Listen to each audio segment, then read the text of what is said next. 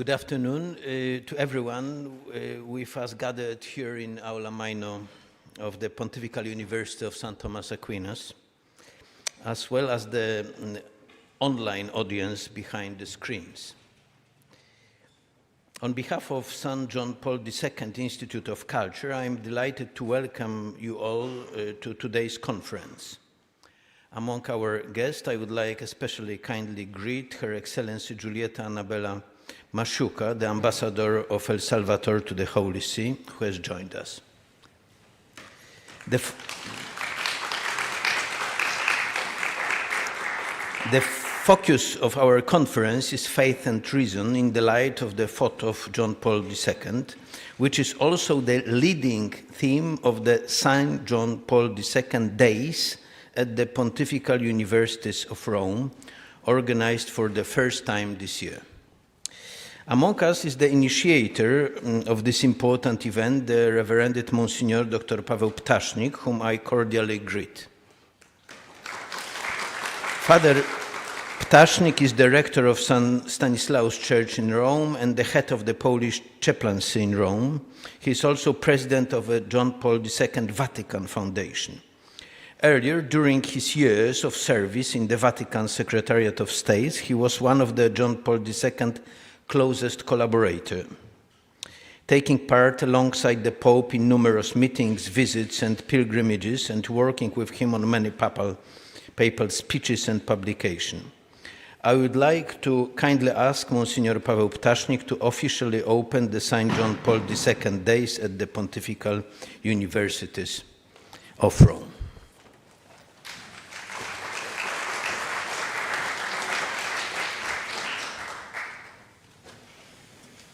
Thank you, Dariusz, for your introduction.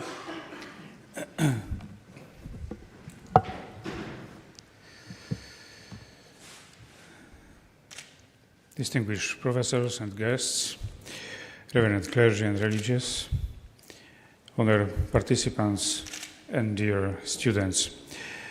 It is my honor, on behalf of organizers, to welcome all of you and inaugurate the first edition of the St. John Paul II Days at the Pontifical Universities of Rome. Similarly, it was for me a great and undeserved gift to have worked with him for many years. Anyone who experienced the presence of the Pope, his faith, wisdom, and love knows that his pontificate was and remains a true treasure of the Church and the world. Today's world is full of fear, and John Paul II was also aware of this. So that I would like to recall two of his messages that help us overcome this fear. First, we all know the words from the inauguration of his pontificate. Do not be afraid. Open wide the doors to Christ. Open the boundaries of states, economic and political systems, the vast fields of culture, civilization, and development. The second message comes from the encyclical Fides et Ratio. Faith does not fear reason, but seeks its help. Today's event is a realization of these two calls. On one hand, our academic world does not fear opening the doors to Christ. And on the other hand, our faith does not fear reason, but seeks its help today. It is extremely important that we raise a new generation of Wojtyła thinkers without fear. That we do not live solely by sentiment, but implement the Pope's teachings into the structures of daily life. I would like to draw attention to one more thing. Just as John Paul II cannot be limited to one country and language, his legacy cannot be limited to a single initiative. Therefore, we are pleased that the Papal Days, which begin today, grow out of many other initiatives related to John Paul II. I would like to sincerely thank the universities, Angelicum, Gregoriana, and Santa Croce, which have faithfully deepened the Pope's legacy for years.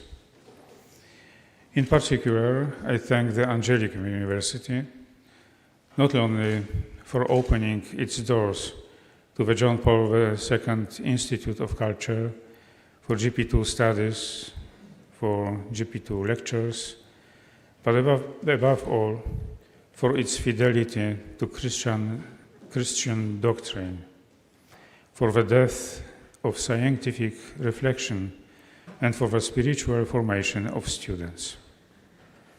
Today we open the first St. John Paul II Days here at Angelicum, at the Pope's alma mater, and on Friday we will also conclude them here at the university so dear to Karol Wojtyła. I also thank the co-organizers who, together with the John Paul II Foundation, prepared these events. I thank the Pontifical University of John Paul II in Krakow. And above all, I thank the Church and Hospice of St. Stanislas in Rome, which is the originator of this initiative. I also extend my thanks to the Vatican Dicastery for Culture and Education, which has taken our events under its patronage.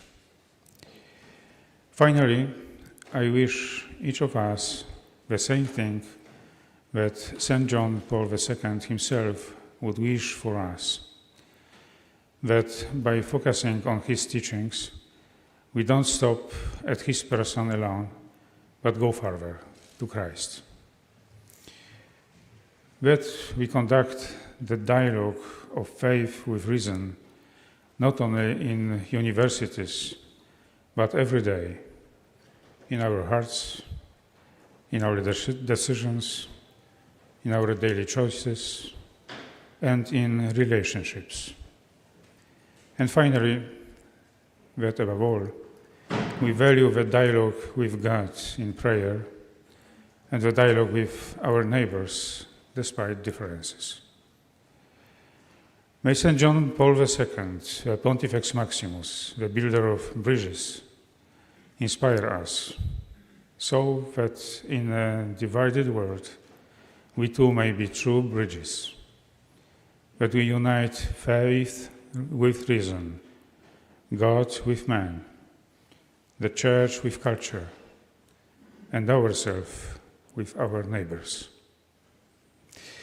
Hereby, I declare the St. John Paul II Days at the Pontifical Universities in Rome open, and wish everyone success, creative, scientific debates, and God's blessings.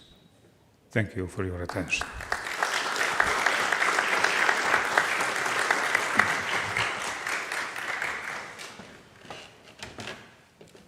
Thank you very much. I would also take this opportunity to cordially thank the donors and the friends of Angelicum and of the St. John Paul II Institute of Culture. Thanks to those generous support, we are able to hold the conference. It is now my honor to welcome all of today's speakers who have kindly agreed to spend this day with us. Our conference will be opened by introductory remarks from Father Tomasz Joseph White, the rector of Angelicum. Then we will listen to the main lecture today by our special guest, Professor Richard Swinburne, who kindly joined us from England. The lecture will be followed by a Q&A session with our audience. After a short coffee break, we'll invite you to two short lectures by Father Dr. Cezary Binkiewicz and our second guest speaker, Professor Jacek Wojtysiak from Catholic University, Lublin. We will conclude with a panel discussion moderated by Dr. Tomasz Herbich. Ladies and gentlemen, please give a round of applause to all our speakers.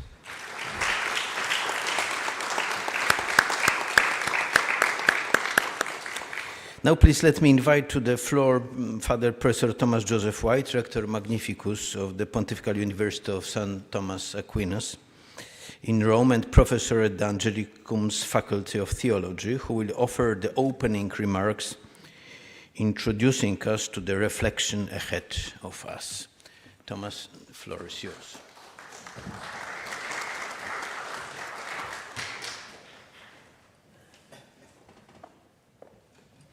Thank you, Professor Karłowicz, and thank you for all the work that all of you have done to make this day possible. In its 1965 document on religious freedom, Dignitatis Humanae, the Catholic Magisterium, gathered under the auspices of the Second Vatican Council, underscored the irreducible role of human freedom, of consent non-coerced, in the access of the human person to the mystery of faith and to the reception of grace. In fact, this teaching on the importance of human freedom as a dimension of faith was nothing new in essence. The ancient Roman martyrs were witnesses to the primacy and the prerogatives of religious freedom and of the human conscience in the face of unreasonable persecution. Indeed, we know in this very neighborhood, the earliest Christian philosophers like Justin argued that they were only adhering to the reasonable religion. Likewise, it is a traditional affirmation of classic Catholic theology and canon law that sacraments such as baptism and Christian matrimony can only be received freely. Indeed, the Council of Trent clearly suggests that the presence and activity of grace in us makes us more free, not less, free for excellence or virtue in the face of the encounter with God. Likewise, then, we may think of and speak of philosophy and of the life of the mind and of human reason in the ambit or under the aegis of the life of grace. Reasonable faith, or we may think of reason in the service of revelation, wherein our Christian reason, even as natural philosophical reason, is called to more exalted heights precisely because of the illumination of divine revelation. To reflect anew on the world with wonder and resolve, but also with analytic clarity and rigor and honest searching regarding God and the soul, regarding divine providence and divine goodness, and evil, and human hope, and human destiny, and on the rational warrant and epistemological status of Christian belief as faith in the living God. The Christian philosopher is called to be, as is possible to him or her, not less, but more searching and taxing in honesty and probity as a philosopher, and in the candor of this stance to seek generously to find God and to identify the spiritual grounds of human personhood.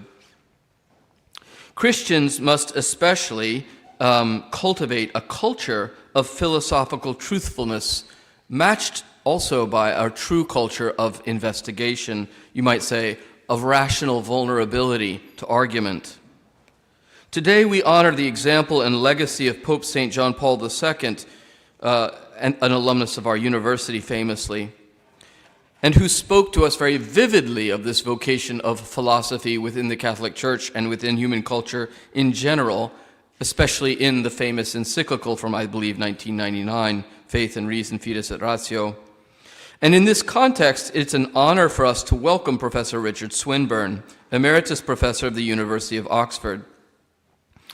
I myself had the privilege of attending many lectures with Professor Swinburne in the 1990s and early 2000s, and saw him at times debate with others, such figures as Peter van Inwagen and Norman Kretzmann.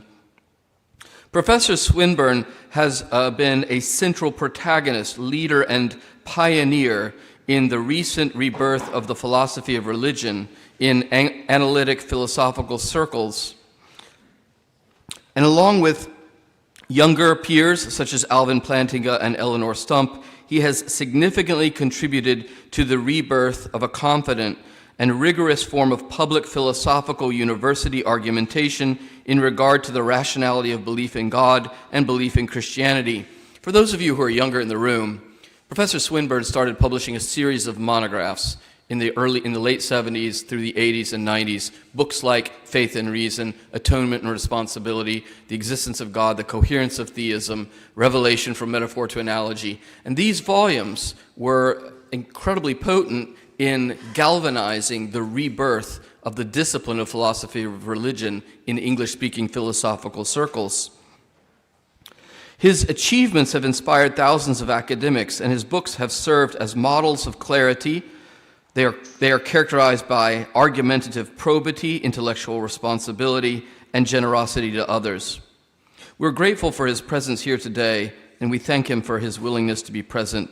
The title of his discourse is Rational Faith. Thank you.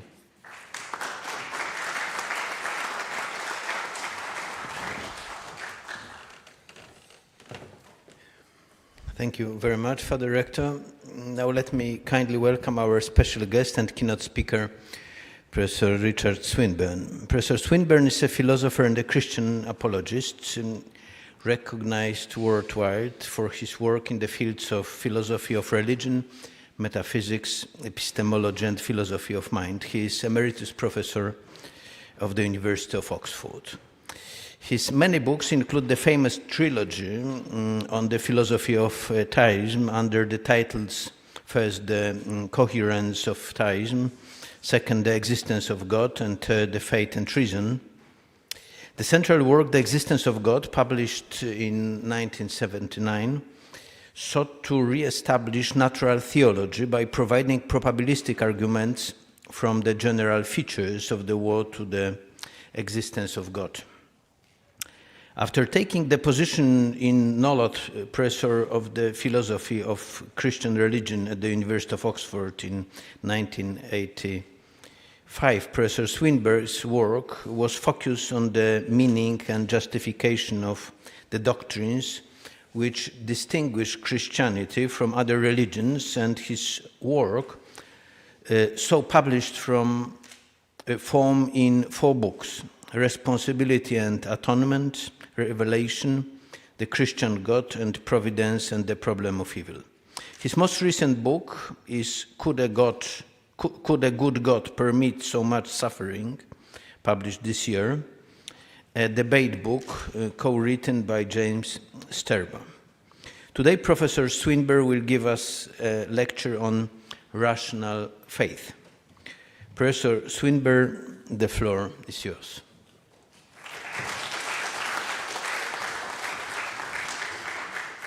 Well, thank you for inviting me to lecture to you. I'm grateful for the invitation, and I'm grateful for the invitation to be allowed to lecture in English. You all have command of many different languages, and thank you for listening in this language. I hope you all have a handout. It will be necessary in order to follow the argument. The papal encyclical Fides et Ratio makes a powerful and inspiring plea for dogmatic theologians to pay attention to philosophy in order to express their ideas in ways accessible to different cultures, and also a powerful and inspiring plea to philosophers to be open to the claims of dogmatic theology. This is a plea to which I am fully sympathetic. This 1998 encyclical is rather pessimistic about the general state of philosophy, pointing out that much post-Enlightenment philosophy abandoned the search for objective metaphysical truths and so failed to seek an overall theory of everything, But since the 1970s, the philosophy of the English-speaking world, now influential far beyond the boundaries of that world, and called somewhat misleadingly analytic philosophy, is explicitly objective and metaphysical, and does seek an overall theory of everything. Although, of course, the overall theory which most analytical philosophers claim to be establishing is a materialist one. Despite that fact, this change of aim during my lifetime is a very welcome one, and I myself have argued that the methods of analytic philosophy, properly executed, lead to theism, the view that there is a God, and not to atheism. And this lecture will include a brief outline of my argument for theism as the true overall theory. Pope John Paul paints with a broad brush, and some of his claims need to be made a lot more precise before we can assess them. To start with, what does he mean by his two crucial terms, fides and ratio, reason? Most often, especially in the later part of the encyclical, he seems to understand by fides the faith, that is, the content of the Christian revelation. But sometimes, and especially earlier in the encyclical, he means by faith giving assent to that concept, which is required of all Christians, and that is certainly what Augustine and Aquinas meant by fides. Ratio, reason, is seldom discussed in the encyclical under that name. Rather, it is with philosophy that faith is compared. But although philosophy uses reason to reach its conclusions, so do many other disciplines and much ordinary discussion. Using reason is a matter of having and acquiring rational beliefs, and acquiring rational beliefs.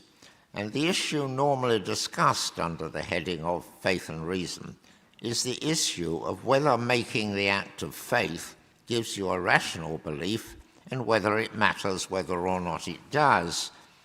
And that is what I shall discuss in this lecture. And in effect, that is the question which the papal encyclical was discussing when it considers whether the faith, in the sense of the content of Christian revelation, is rational. So, for the next 20 or minutes, I will analyze what makes a belief, in the sense of a belief that some proposition P is true, a belief that P is true, what makes such a belief rational, or, as it's often called, epistemically justified. I mean, and I think most people mean, by that, by it being rationally justified, that the proposition believed, P, is more probably true than some other alternative. Now, at this point, we're on the handout, and I'm discussing what's summarized in the first paragraph of the handout. And the normal alternative is not P, the negation of P. It is clearly good, other things being equal, to have a rational belief, because we are more likely to achieve our goals on the assumption that a rational belief is true than we would be otherwise. There are two sorts of beliefs, basic beliefs and non-basic beliefs. A person's basic belief that P is just a name for a proposition, a person's basic belief that P is a belief which that person believes, not because it's made probable by any other belief which the person has, but simply because the proposition believed, although often caused by some experience, seems to them to be true. By contrast, a person's non-basic belief that P is one which they believe because they believe that it's made probable by some other proposition, Q, which they believe, and which thus constitutes their evidence for P. A basic belief of some person that P is rational, is true only if a basic belief of some person that P is rational is a belief that it is rational only if P is indeed probable, simply because the fact that the person believes it. And a person's non-basic belief is rational if and only if it's made probable by the believer's probable basic beliefs. And now we pass to the second paragraph on the handout. It is, I suggest, a very fundamental a priori epistemic principle, which I call the principle of credulity, that every basic belief is probably true.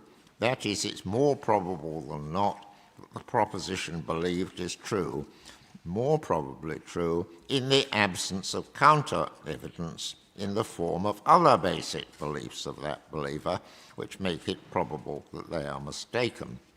In other words, what seems to us to be so is for that very reason probably so in the absence of counter-evidence. This holds paradigmatically for beliefs arising from apparent perception.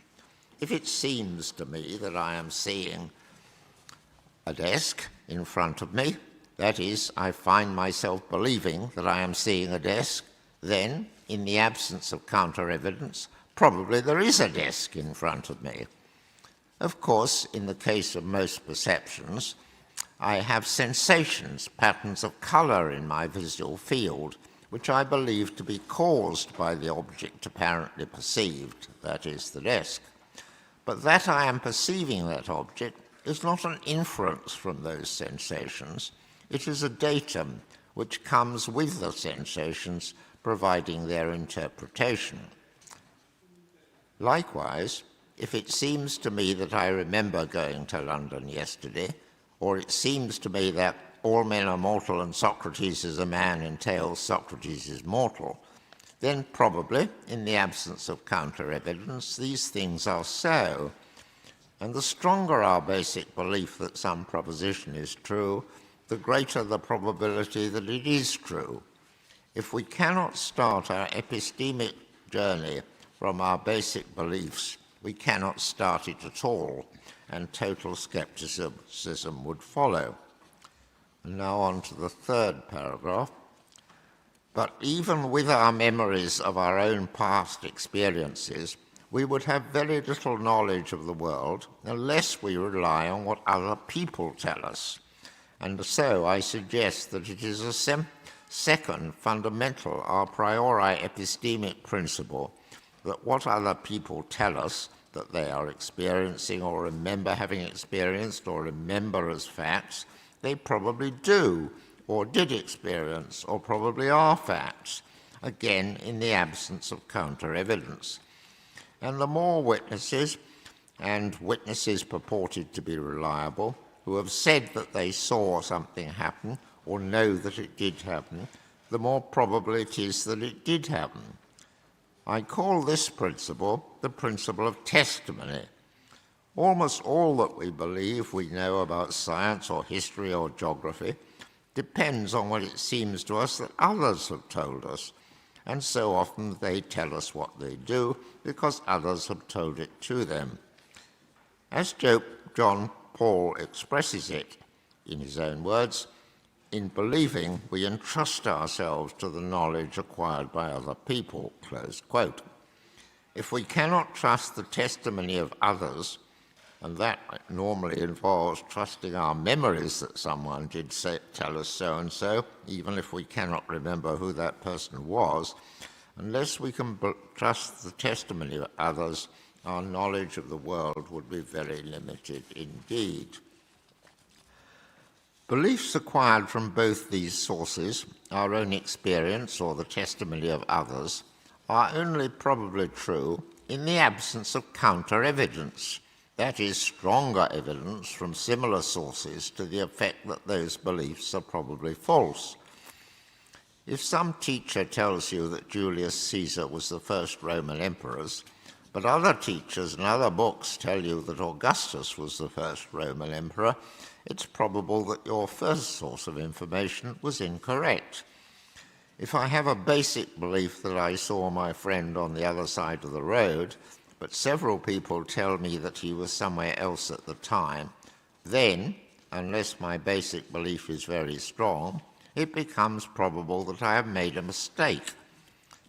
But one's own apparent personal experience does have stronger weight in assessing what happened than does the testimony of 2 or 3 others, especially if one's own memory of one's own experience is strong and clear, just because of its directness as a source of information.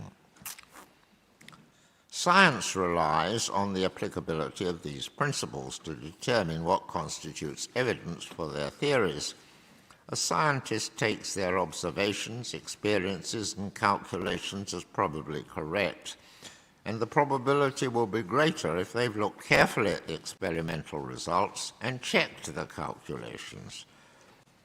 Most scientists rely most of the time on the apparent testimony, written and spoken, of other scientists that they have made certain observations, and of theoreticians that they have made certain calculations. And the wider educated public relies entirely on the testimony of scientists with respect both to scientists' observations and calculations. So much for the rationality of basic beliefs. There are also fairly clear criteria used by all of us, but paradigmatically by scientists and historical and forensic investigators, for when basic or non-basic beliefs in reporting our evidence makes probable a hypothesis which explains that evidence. I suggest that there are 4 such criteria, and they are on the 4th paragraph of the handout. I suggest that there are 4 such criteria. First, the phenomena they cite as evidence must be phenomena that the investigator would expect to occur, that is, which it is probable would occur if the hypothesis is true. Secondly, the phenomena must be much less to be expected, that is, it must be less probable that they would occur in the normal course of things, that is, if the hypothesis is false.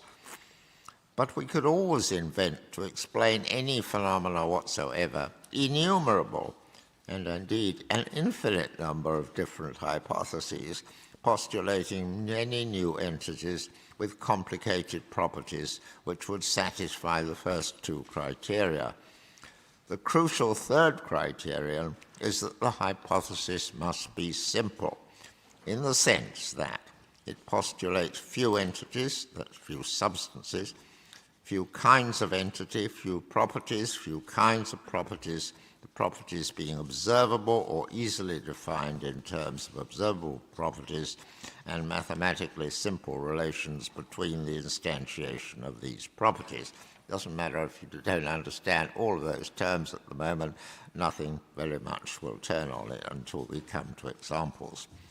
And fourthly, the hypothesis must fit with what we already know about the world in a wider field than would be explained by the hypothesis. This knowledge about the wider field is called the background evidence. I now illustrate these criteria by an example of forensic investigation. Suppose that there has been a burglary. Money has been stolen from a safe. There are the following pieces of evidence. John's fingerprints are found on the safe. Someone reports having seen John near the scene of the burglary at the time it was committed, and an amount of money equivalent to the amount stolen is found in John's house. The detective puts forward, as the explanation of the burglary, the hypothesis that John robbed the safe. This satisfies my criteria. If John did rob the safe, it would be quite probable that his fingerprints would be on the safe. Quite probable also that someone might report having seen him near the scene of the crime at the time it was committed, and also that money of the amount stolen might be found in his house. These are phenomena to be expected with some modest degree of probability if John robbed the safe, and much less to be expected if he did not rob the safe. The more probable it is that we will find this evidence if the hypothesis is true, and the more improbable it is that we will find this evidence if the hypothesis is false, the more probable the evidence makes the hypothesis. But A hypothesis is only rendered probable by evidence insofar as it is simple. Considering the following hypothesis as an explanation of the detective's evidence, which might be put forward by the detective's defending lawyer at a trial. This hypothesis is as follows. David stole the money. Quite unknown to David, George dressed up to look like John near the scene of the crime. Tony planted John's fingerprints on the safe just for fun. And, unknown to the others, Stephen hid the money stolen from another robbery, coincidentally of exactly the same amount, in John's house. If this complicated hypothesis were true, we would expect to find the evidence which I describe, while it remains not nearly as probable that we would find this evidence otherwise. But this evidence does not make the complicated hypothesis probable, although it does make the evidence that John robbed the safe probable. And that is because the latter hypothesis, the detective's original hypothesis, is simple. The detective's original hypothesis postulates only one substance, John, doing one action, robbing a safe, which leads us to expect the evidence, while the rival hypothesis, which I have just set out, postulates many substances, many persons, doing different unconnected evidence, and that is what the jury would almost certainly conclude. As well as the evidence of the kind which I illustrated, there may be background evidence. We may have evidence about what John has done on other occasions. For example, evidence that John has often robbed safes in the past. This latter evidence would make the hypothesis that John robbed the safe on this occasion much more probable than it would be without this evidence.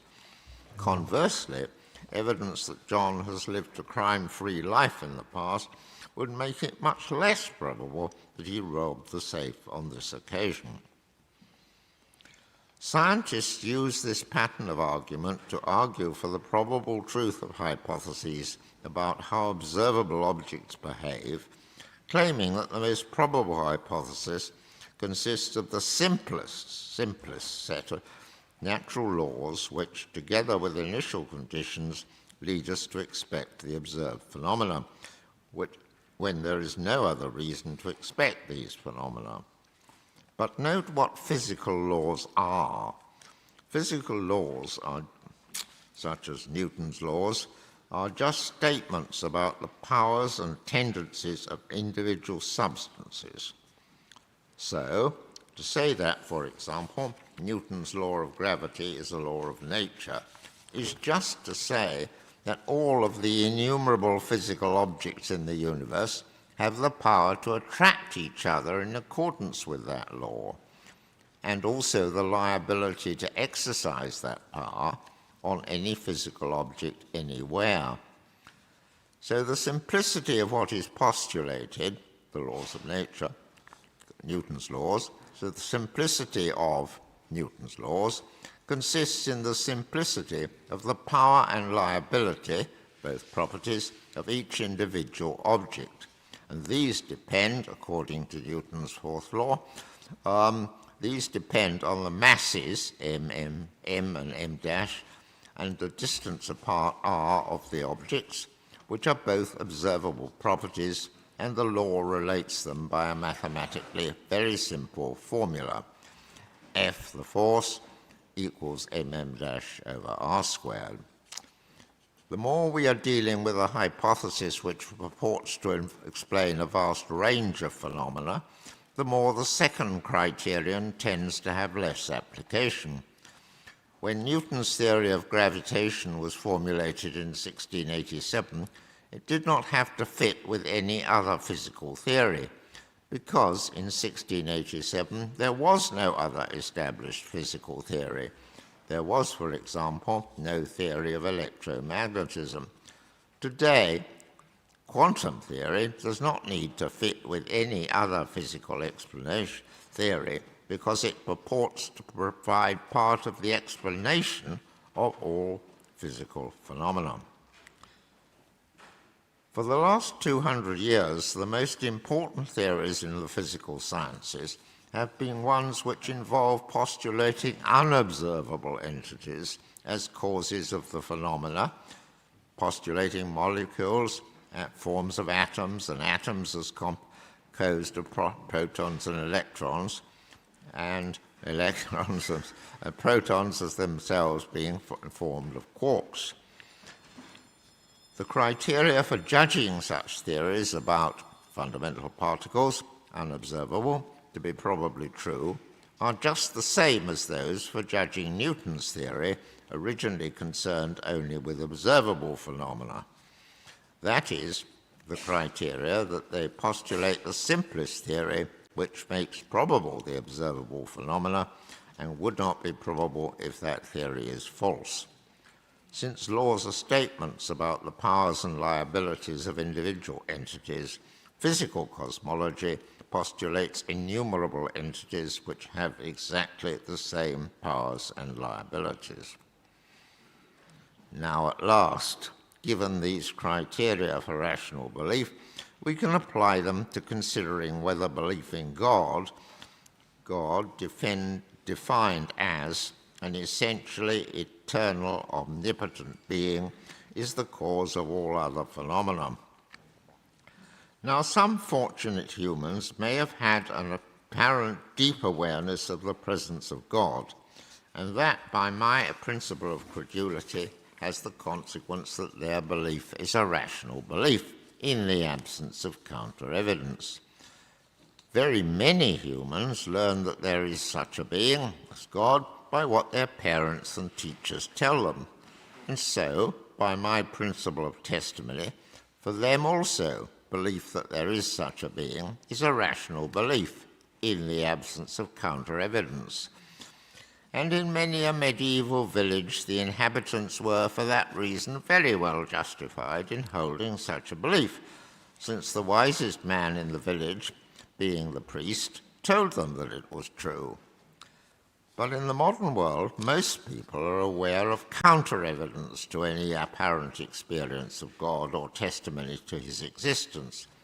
For example, the counter-evidence that other purportedly wise people tell them that there is no God. And in these circumstances, they need arguments from obvious, properly basic beliefs to the existence of God. As do those who have never had any such belief. They too need arguments. And I suggest that arguments using the very same criteria which are used in science and history show that probably there is such a God. Now we come to paragraph 5 on the handout. The obvious basic beliefs which I put forward as my evidence for the existence of God are, first, that there is a physical universe, second, that it's governed by simple laws of nature in the sense that every object has the same simple powers and liabilities stated in these laws, thirdly, that these laws, together with some earlier state of the universe, are such as to cause the existence of human bodies, and fourthly, that those bodies are the bodies of conscious beings. By contrast, though not all,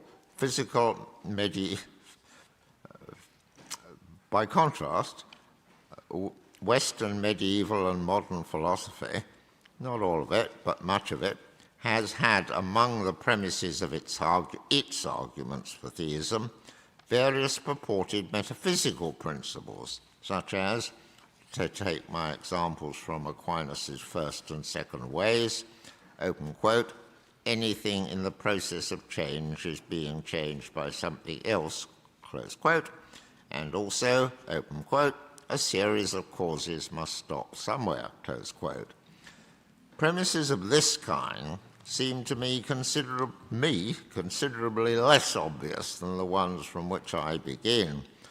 But if someone really thinks they are equally or more obvious, then that person's belief based on them would indeed be rational. However, I begin from basic beliefs the basic beliefs which I stated, and which are everyone, theist or atheist, will consider to be obviously true. God the Father, as worshipped by Christians, Jews, and Muslims, is, by definition, an essentially eternally omnipotent person. For reasons of time, I shall not discuss the Christian view that there are also two other divine persons, since in the Christian view, their existence depends on that of the Father. In my view, all the divine properties are entailed by that property of being essentially eternally omnipotent. For example, a being could only be truly omnipotent if he were aware of all the possible actions he could do and would know the nature of those actions. So he would know which actions are good and which actions are bad. But to recognize an action is good entails having an inclination to do it. We humans who recognize actions as good also have inclinations to do those actions. But we, alas, have competing desires to do bad actions, and so we have to choose which desires to fulfill. Since God would be a more complicated being if he also had bad desires as well as good desires, it is simpler to postulate that he does not have bad desires, and so is perfectly good. That is the simplest sort of God there could be, and for that reason probably true. Hence, to postulate the existence of God is to postulate a very simple hypothesis that there exists one such person having just one essential property, omnipotence eternally. If there is a perfectly good omnipotent being, we would expect him to bring about good things, and we humans are very good things. Unlike all other creatures, we can reason rationally, have moral beliefs and free will to choose between good and evil, and so by our bodily actions make the world and other people better or worse, and learn how to extend our knowledge of how to make such differences. In having a property of being able to choose between good and evil, humans have a good property which even God himself does not have. So it is quite probable that if there is a God, he will cause the existence of humans, because they're such a good thing and have a sort of goodness he doesn't have.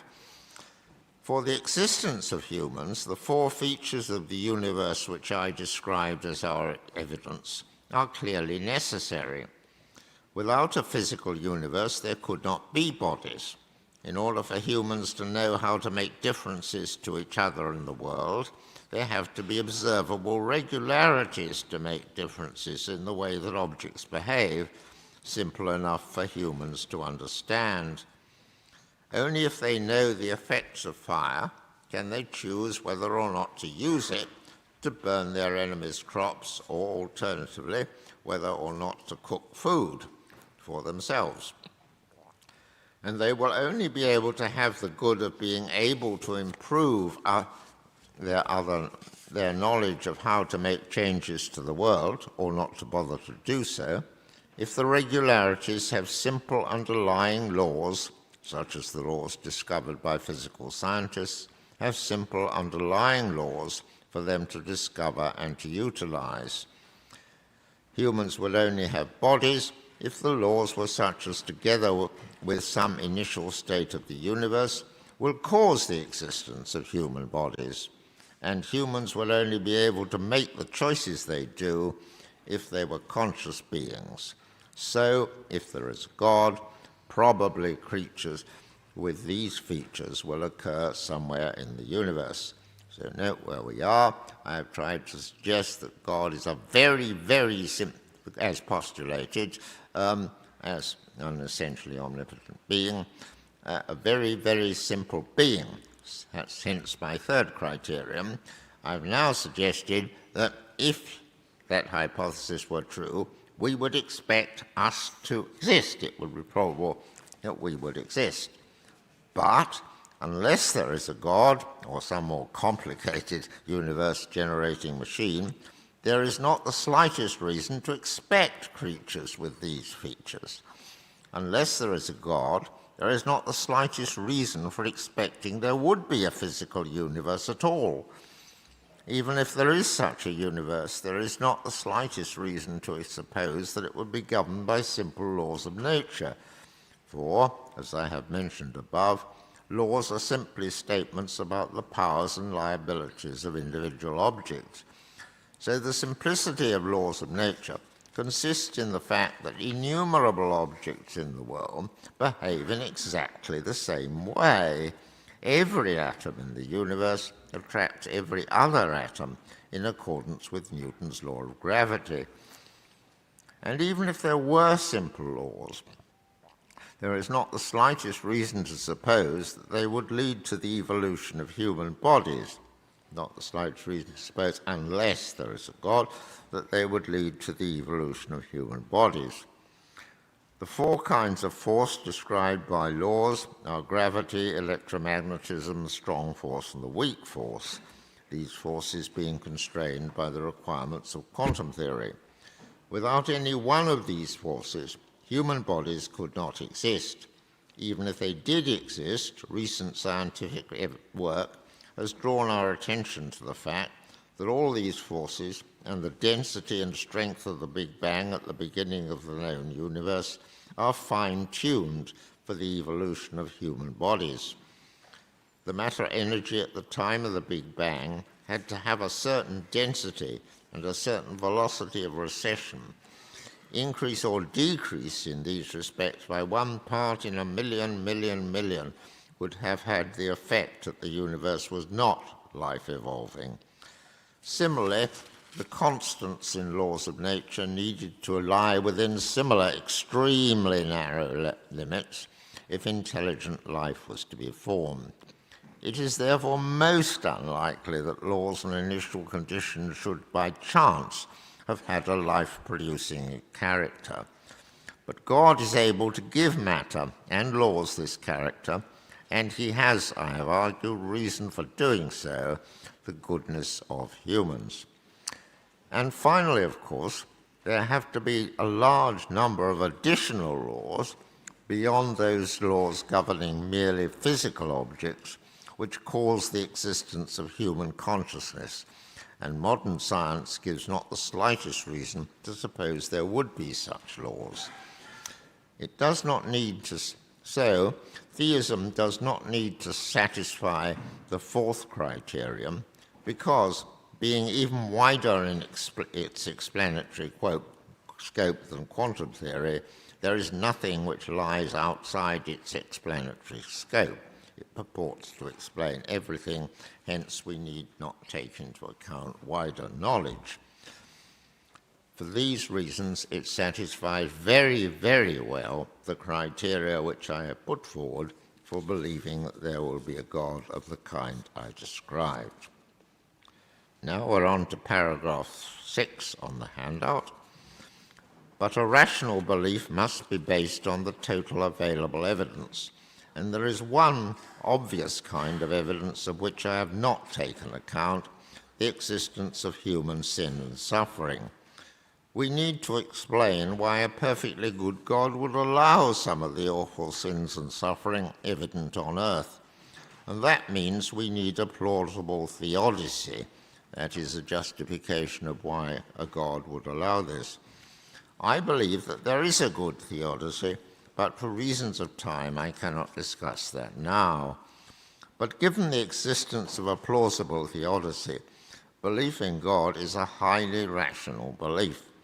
Its rationality, like that of any forensic or scientific theory, consists in being made probable, with a probability less than 1, by the evidence. However, the First Vatican Council claimed that God can be known with certainty, kertokognoski, from the things that have been made by the natural light of reason. And this claim was repeated by the Second Vatican Council. So if I am right, certainly kerto cannot be read as indubitably or incorrigibly, but maybe it can be read with as beyond reasonable doubt. Very few propositions are such that we cannot be mistaken about them. So I'm suggesting that the claim that there is a God can be known both with certainty, certo cognosci, from the natural world, the First Vatican's Council claim, must be read, if you want to accept it, with certo as meaning beyond reasonable doubt, and not as indubitably. There is, of course, a lot more to Christian doctrine than the existence of God. There is the whole content of revelation, doctrine believed to be revealed by God and communicated by the Church. And it is this that the encyclical regards as the object of faith, as compared to reason. In my view, this content consists of the Nicene Creed as developed in the definitions of the 7 ecumenical councils, and in the view of many of you, the definitions by popes. I believe that, given the existence of a God of a kind just analyzed, seeing the sin and suffering of humans, it is probable that God would become incarnate to share that human suffering, including that resulting from human sin, and I believe that the historical evidence supports the claim that he did so in Jesus of Nazareth. But again, there is no time to discuss that now, and here I agree with the First Vatican Council that divine revelation can be, quote, made credible by external signs, close quote, made credible being the same as shown to be probable.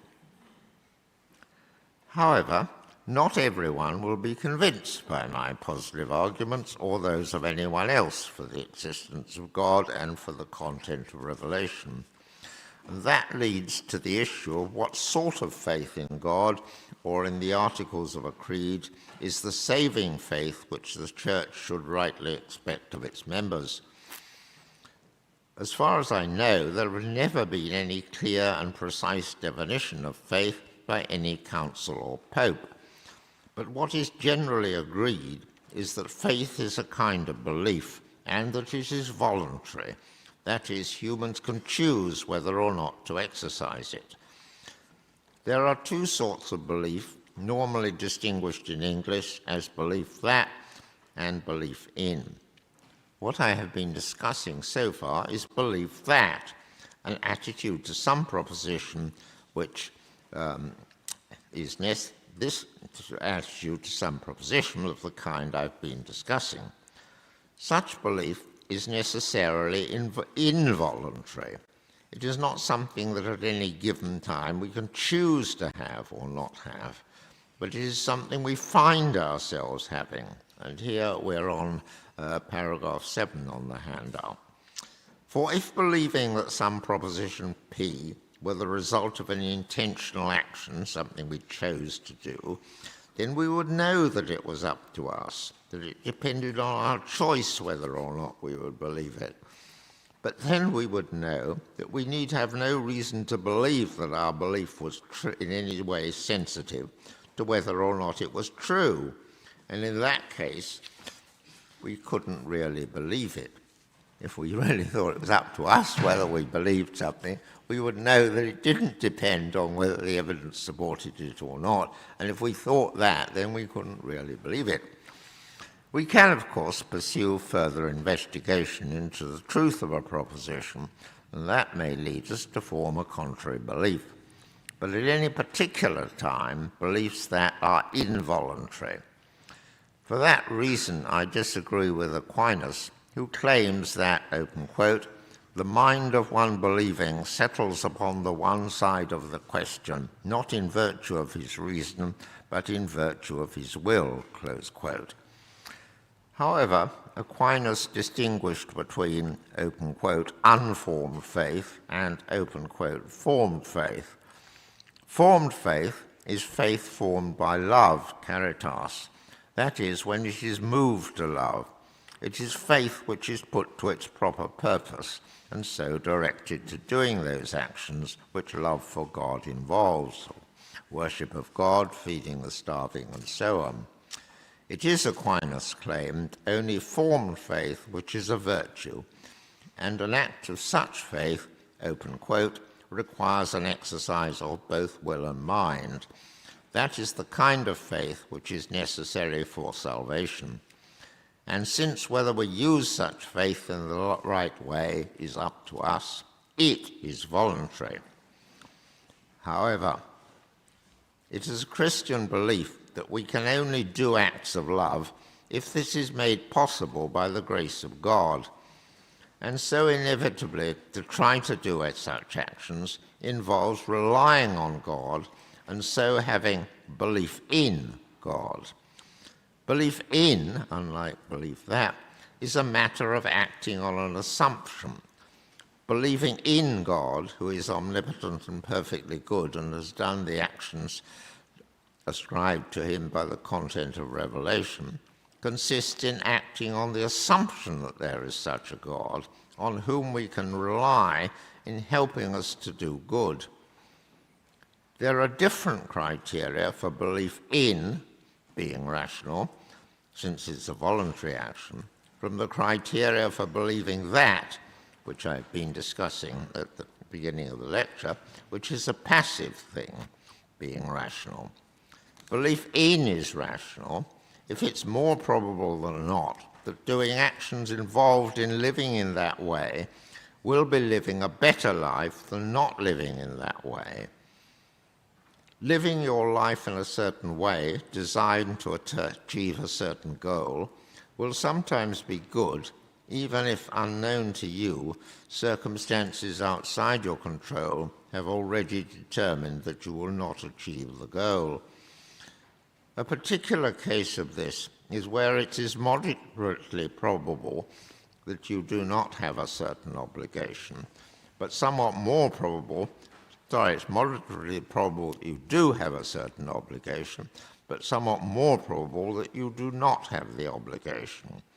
Then it would still be better if you try to fulfill the possible obligation.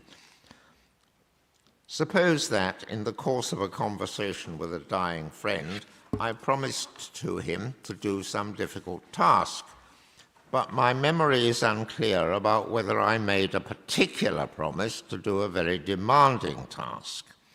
It seems to me, on balance, probable that I didn't make this promise, but there is a significant but lesser probability that I did.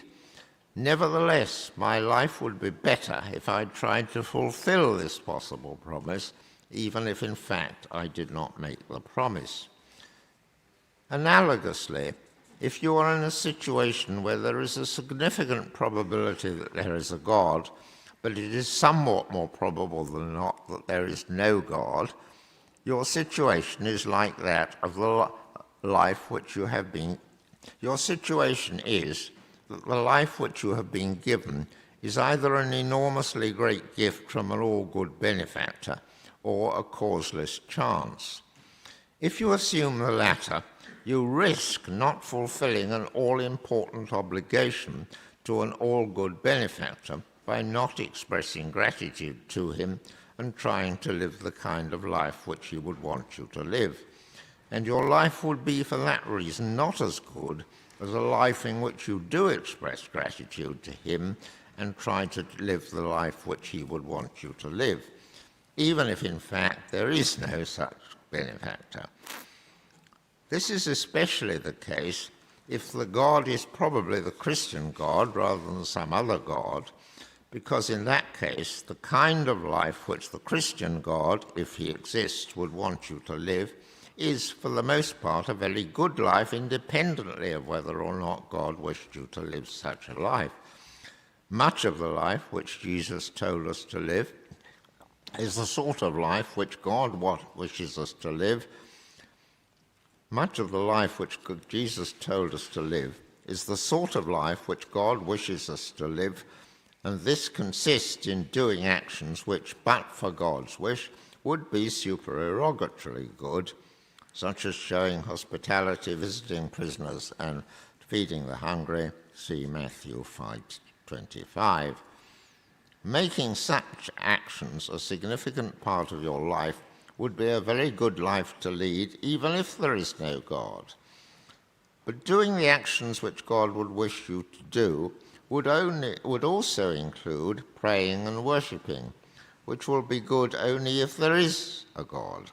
Nevertheless, living that life will be living the best of all possible lives, better than living a good life on the assumption that there is no God, for the reason that if you live the life on the assumption there is a God,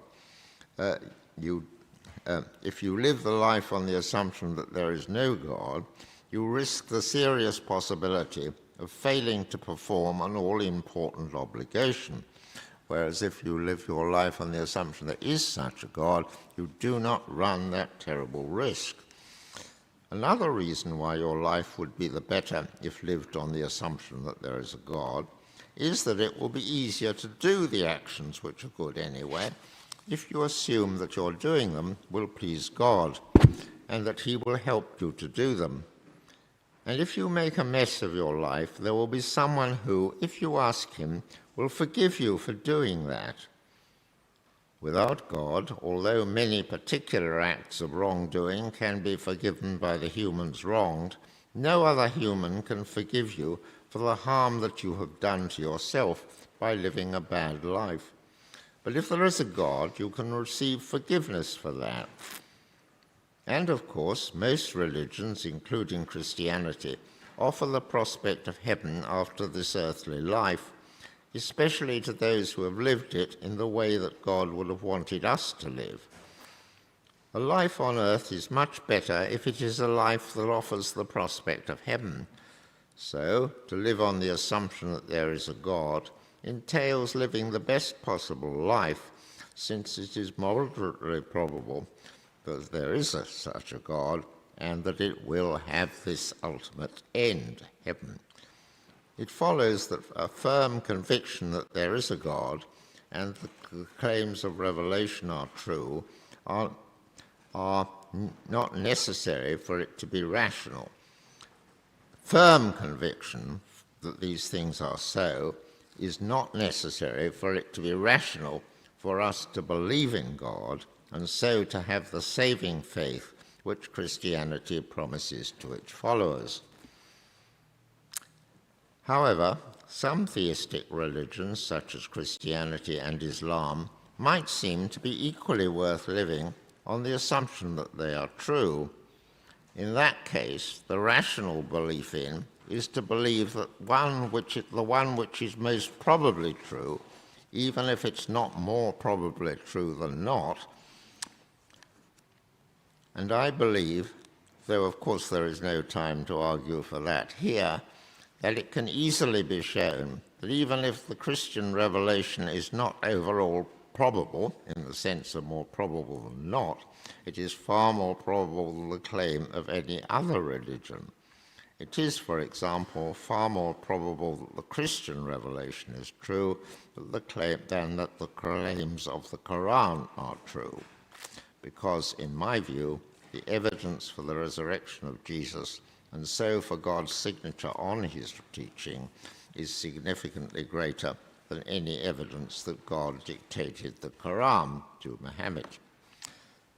Whether it is necessary to have a firm conviction that there is a God and that the claims of revelation are true was the subject of dispute among Christian theologians, patristic and medieval.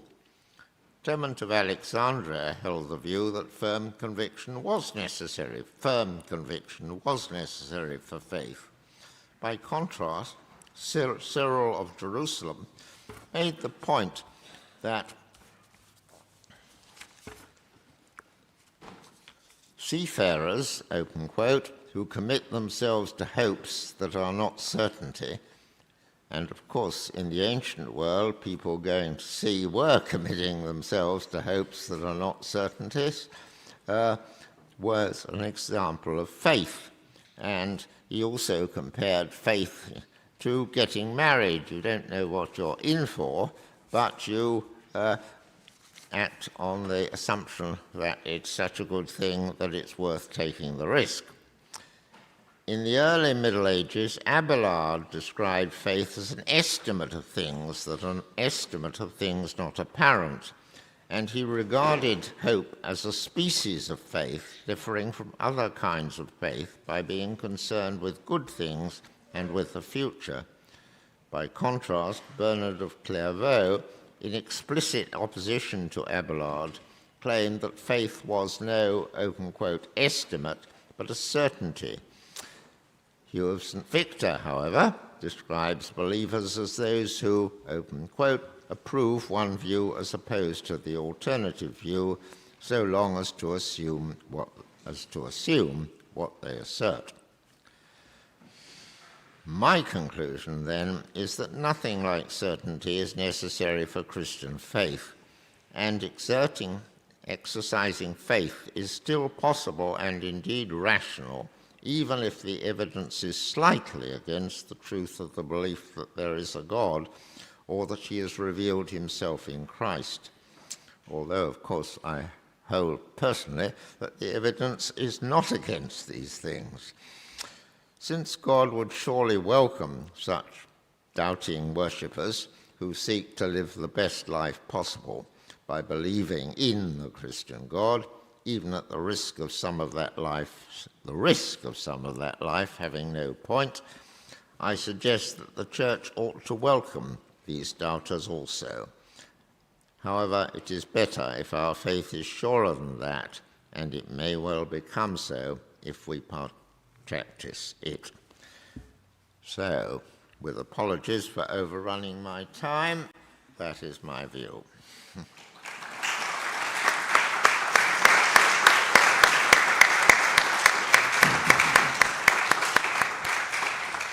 Thank you very much, Professor Swinburne, for that great lecture. We'll now invite the audience to ask questions. Please raise your hand and we'll hand you the microphone. I see the first.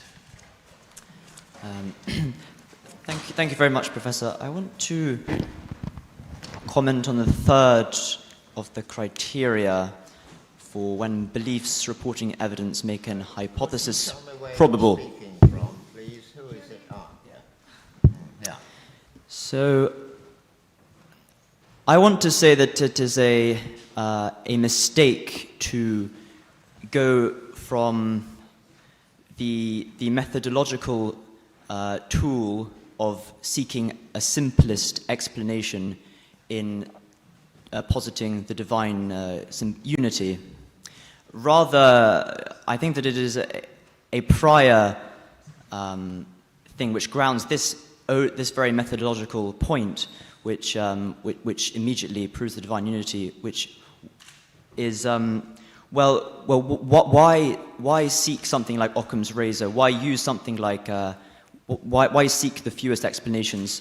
It's because this presumes that multiplicity relies and comes from unity, that the explanation of multiplicity is from unity ultimately, and that therefore an explanation has more explanatory power if it approximates unity more, or at least approximating unity is a factor in explanatory power. And so, what do you think of this? Do you think that that it is the methodological decision to seek fewer postulates, fewer explanations, or is it rather what even grounds that, which is that ultimately, from an even metaphysical point of view, and from a point of view of I would say even demonstration, that that something approximates unity, something approximating unity has greater explanatory power. I get your point.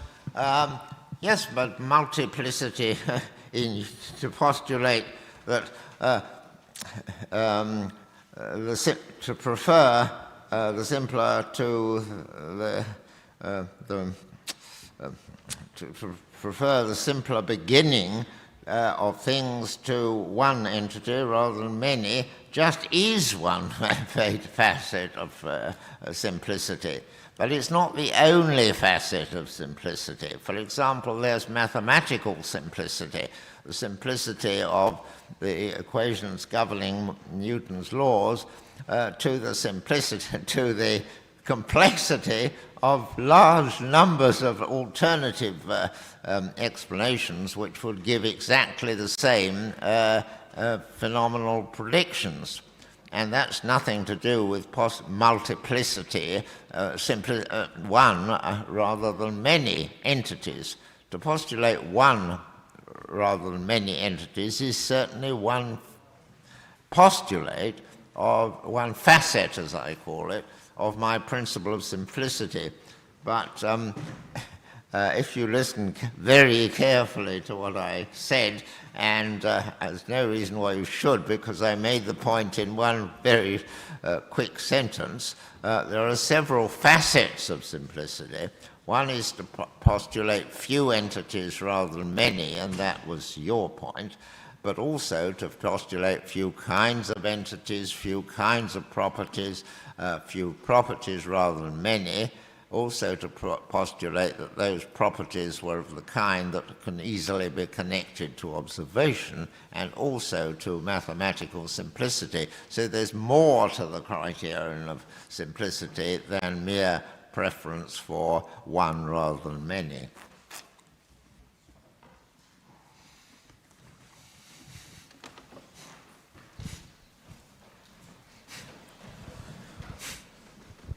Thank you. This won't be a new question. You've probably had this before, but in this talk, and then on page 1 of your book, The Coherence of Theism, you say that you understand by God something like a person without a body. What do you make of the philosophical, historical critiques of people like Herbert McCabe or Brian Davis of this kind of theistic personalism?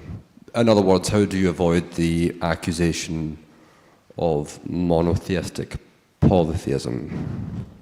So your question is, why should I, as you say I do in that work, postulate, start by saying I understand by God?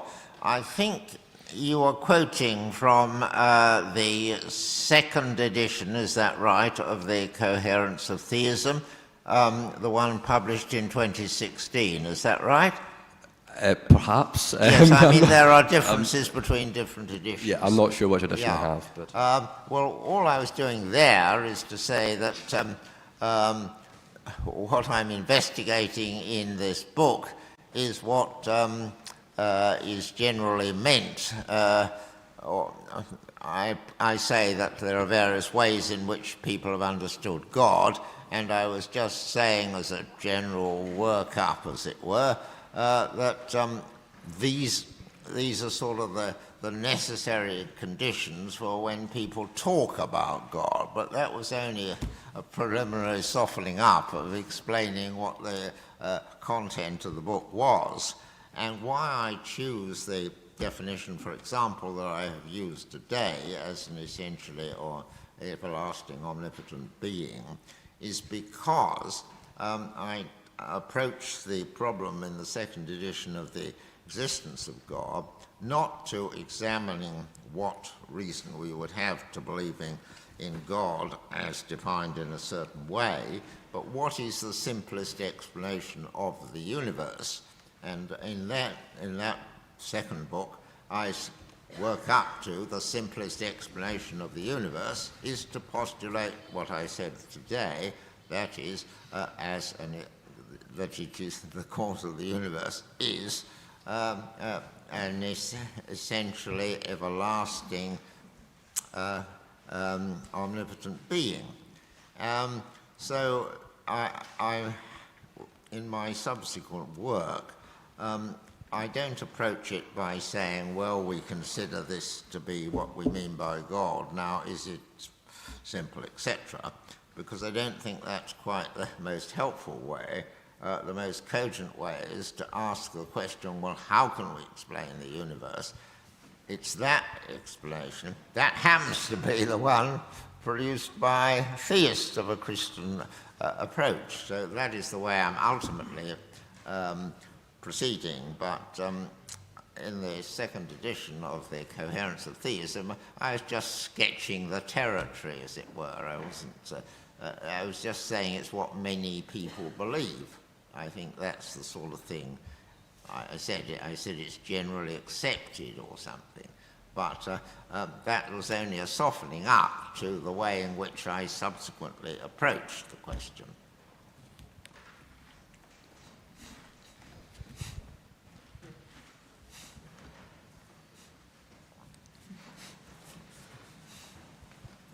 Thank you, Professor, for your lecture.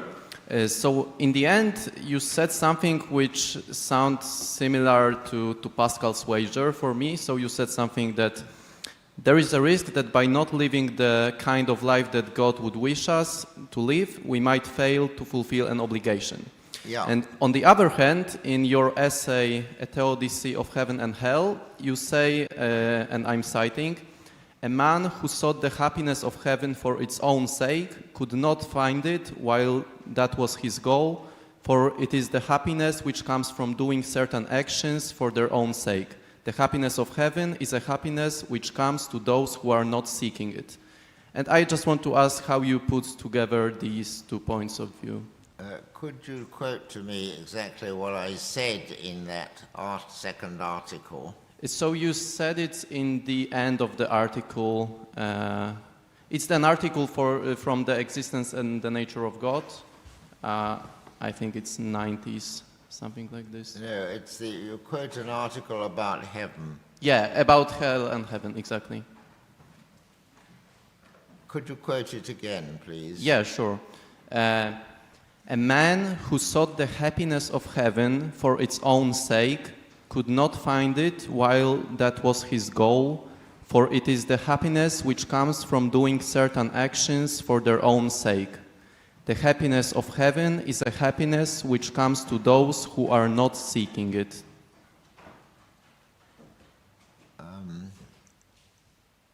Yes, I think that was a different point from the one I was mentioning today.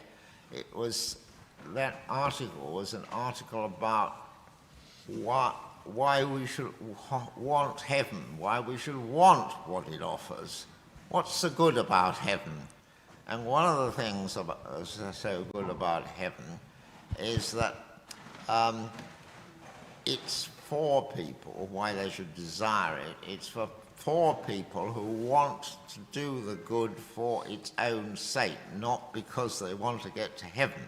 It's often as made as an objection to Christians.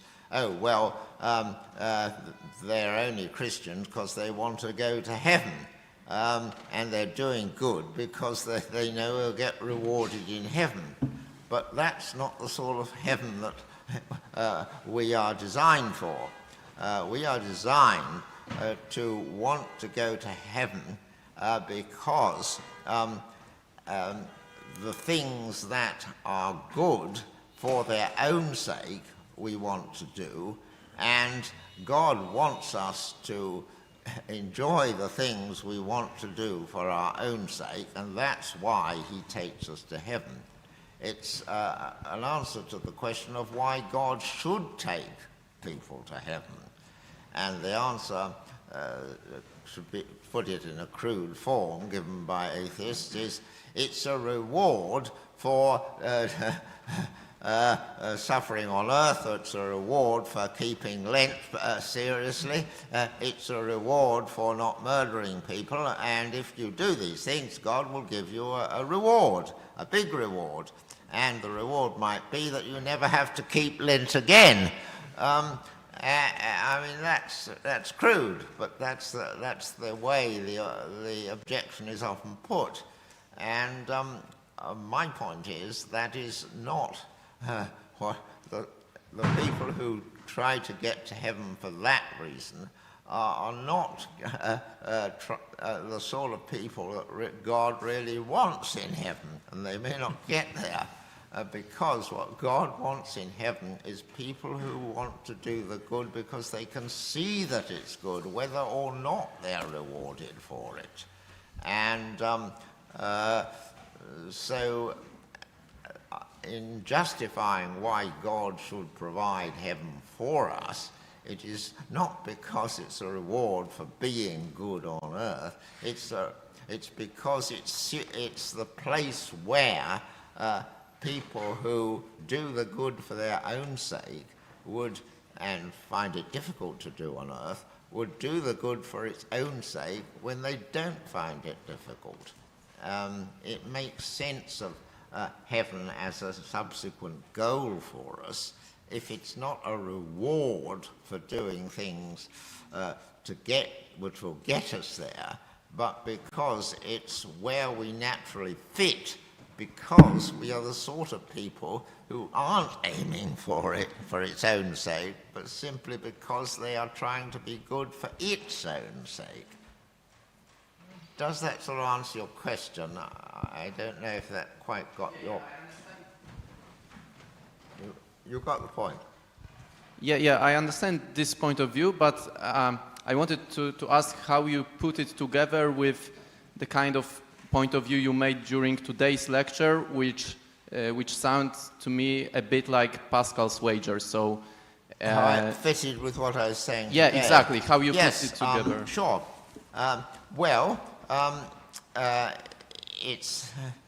It's not wrong to want a reward for doing good. What I was concerned with is that if the only reason that we do good is to get to heaven, heaven is not for us. But it is an additional reason why, although we have other reasons for doing good and are doing good for those reasons, we should do good on the assumption that there is a God, and that makes it easier to do the good with the prospect of heaven, although it's not a determining reason for it. It's just an extra bit. Just as, parents bringing up their children try to induce in them the capacity for being kind to people. But they also, as it were, make it a bit easier for the children to do that by saying, if you do, I will give you this. And that makes it easier to start with. But it's only a sort of preliminary inducement. But it is, fair enough, that a preliminary inducement. But it's not the ultimate purpose why parents try to persuade children to be kind, and it's not the ultimate reason which parents are trying to induce in children for being kind.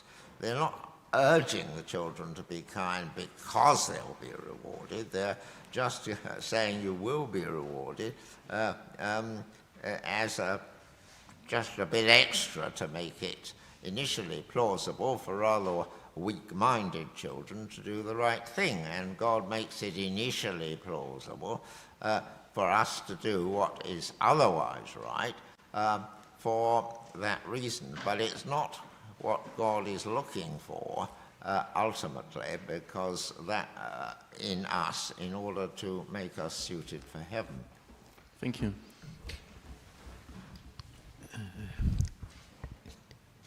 The last question, please.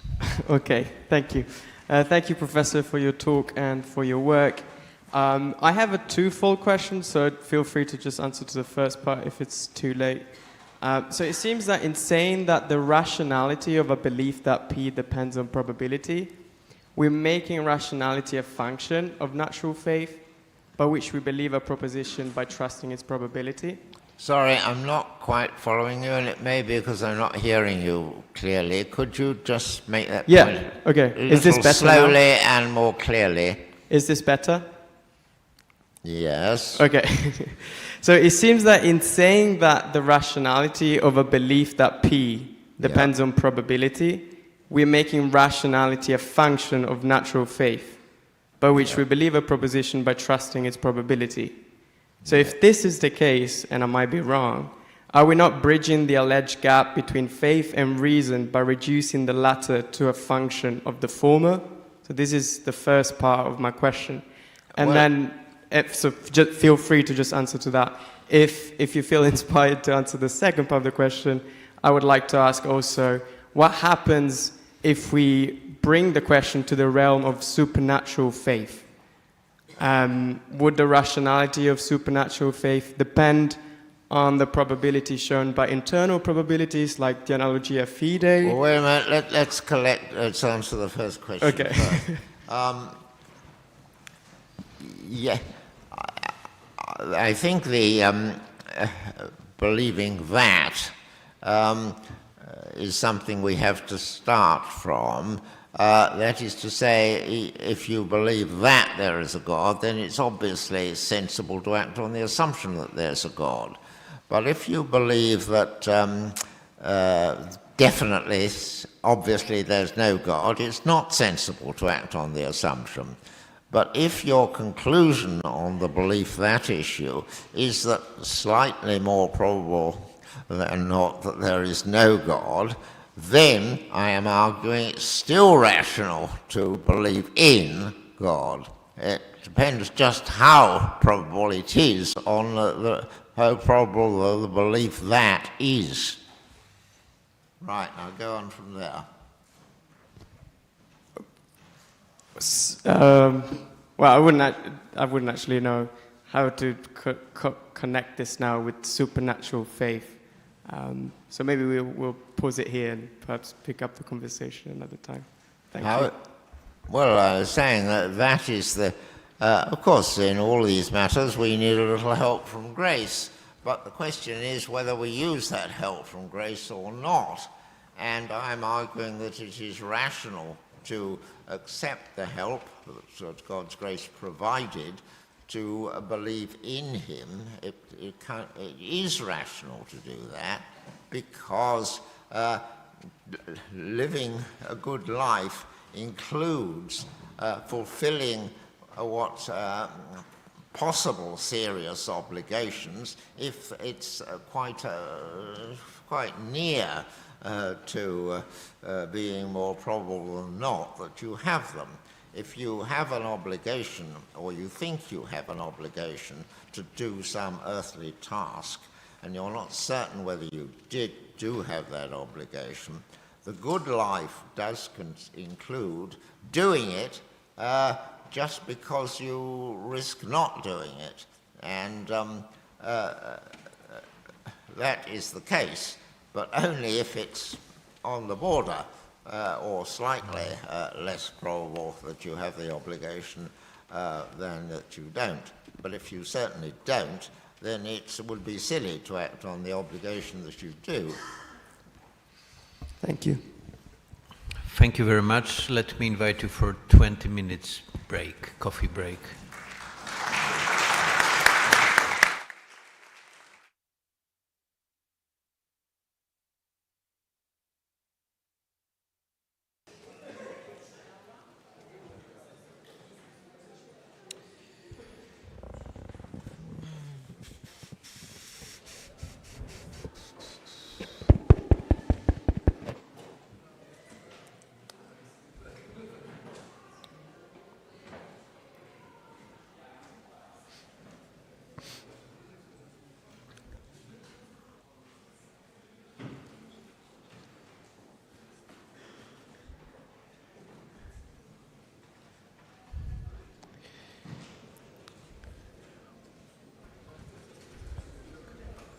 Welcome to the second part of the conference today.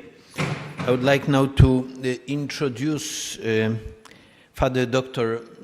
Cezary Binkiewicz, member of the Dominican Order, director of the St. John Paul II Institute of Culture, and professor at the Faculty of Philosophy here at the Angelicum. Professor Binkiewicz earned his PhD in philosophy from the Polish Academy of Science. He specialized in analytical philosophy within anthropology. Before coming to the Angelicum, he served as a vice rector of the Dominican School of Philosophy and Theology for 5 years. Father Binkiewicz will give us a lecture entitled Faith and Reason in the Elements of Good and True. Father, floor is yours.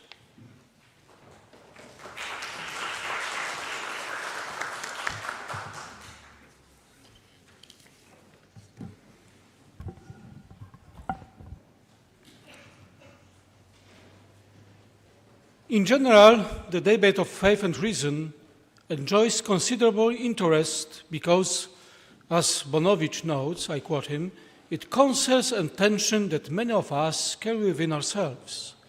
Does reason, scientific reason, have the right to judge about everything? Is faith irrational?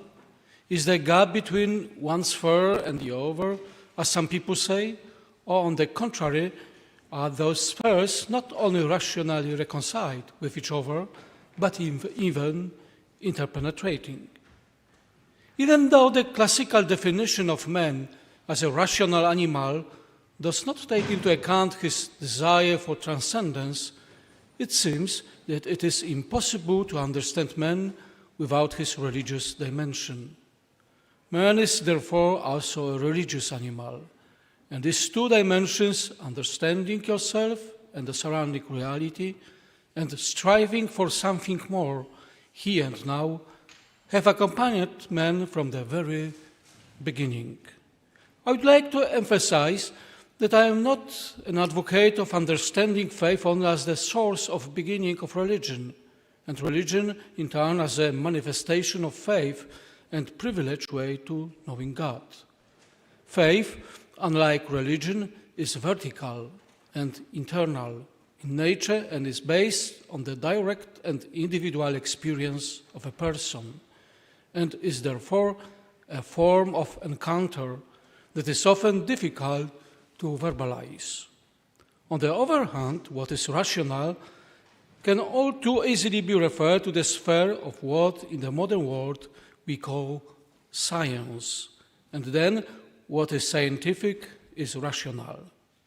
If faith remains at the horizontal level and something that is external to man, at the same time culturally marked it as a form of religion, and the rational dimension is reduced to science, then discourse will concern the relationship between science and religion.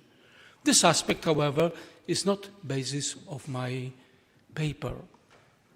Personally, however, I would like to focus our attention on something that seems more fundamental and at the same time characterizes us as a people with two basic desires: the desire for goodness and the desire for truth, which by the very fact of existing in us open men to faith, the desire for good, and knowledge, the desire for truth.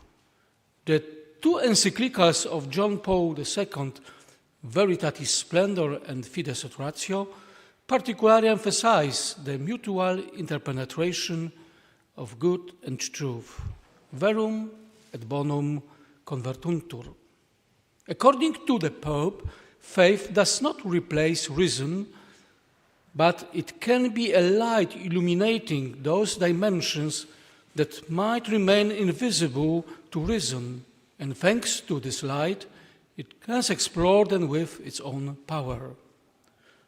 To intentionally abandon this light of faith would also result in a loss for philosophy itself.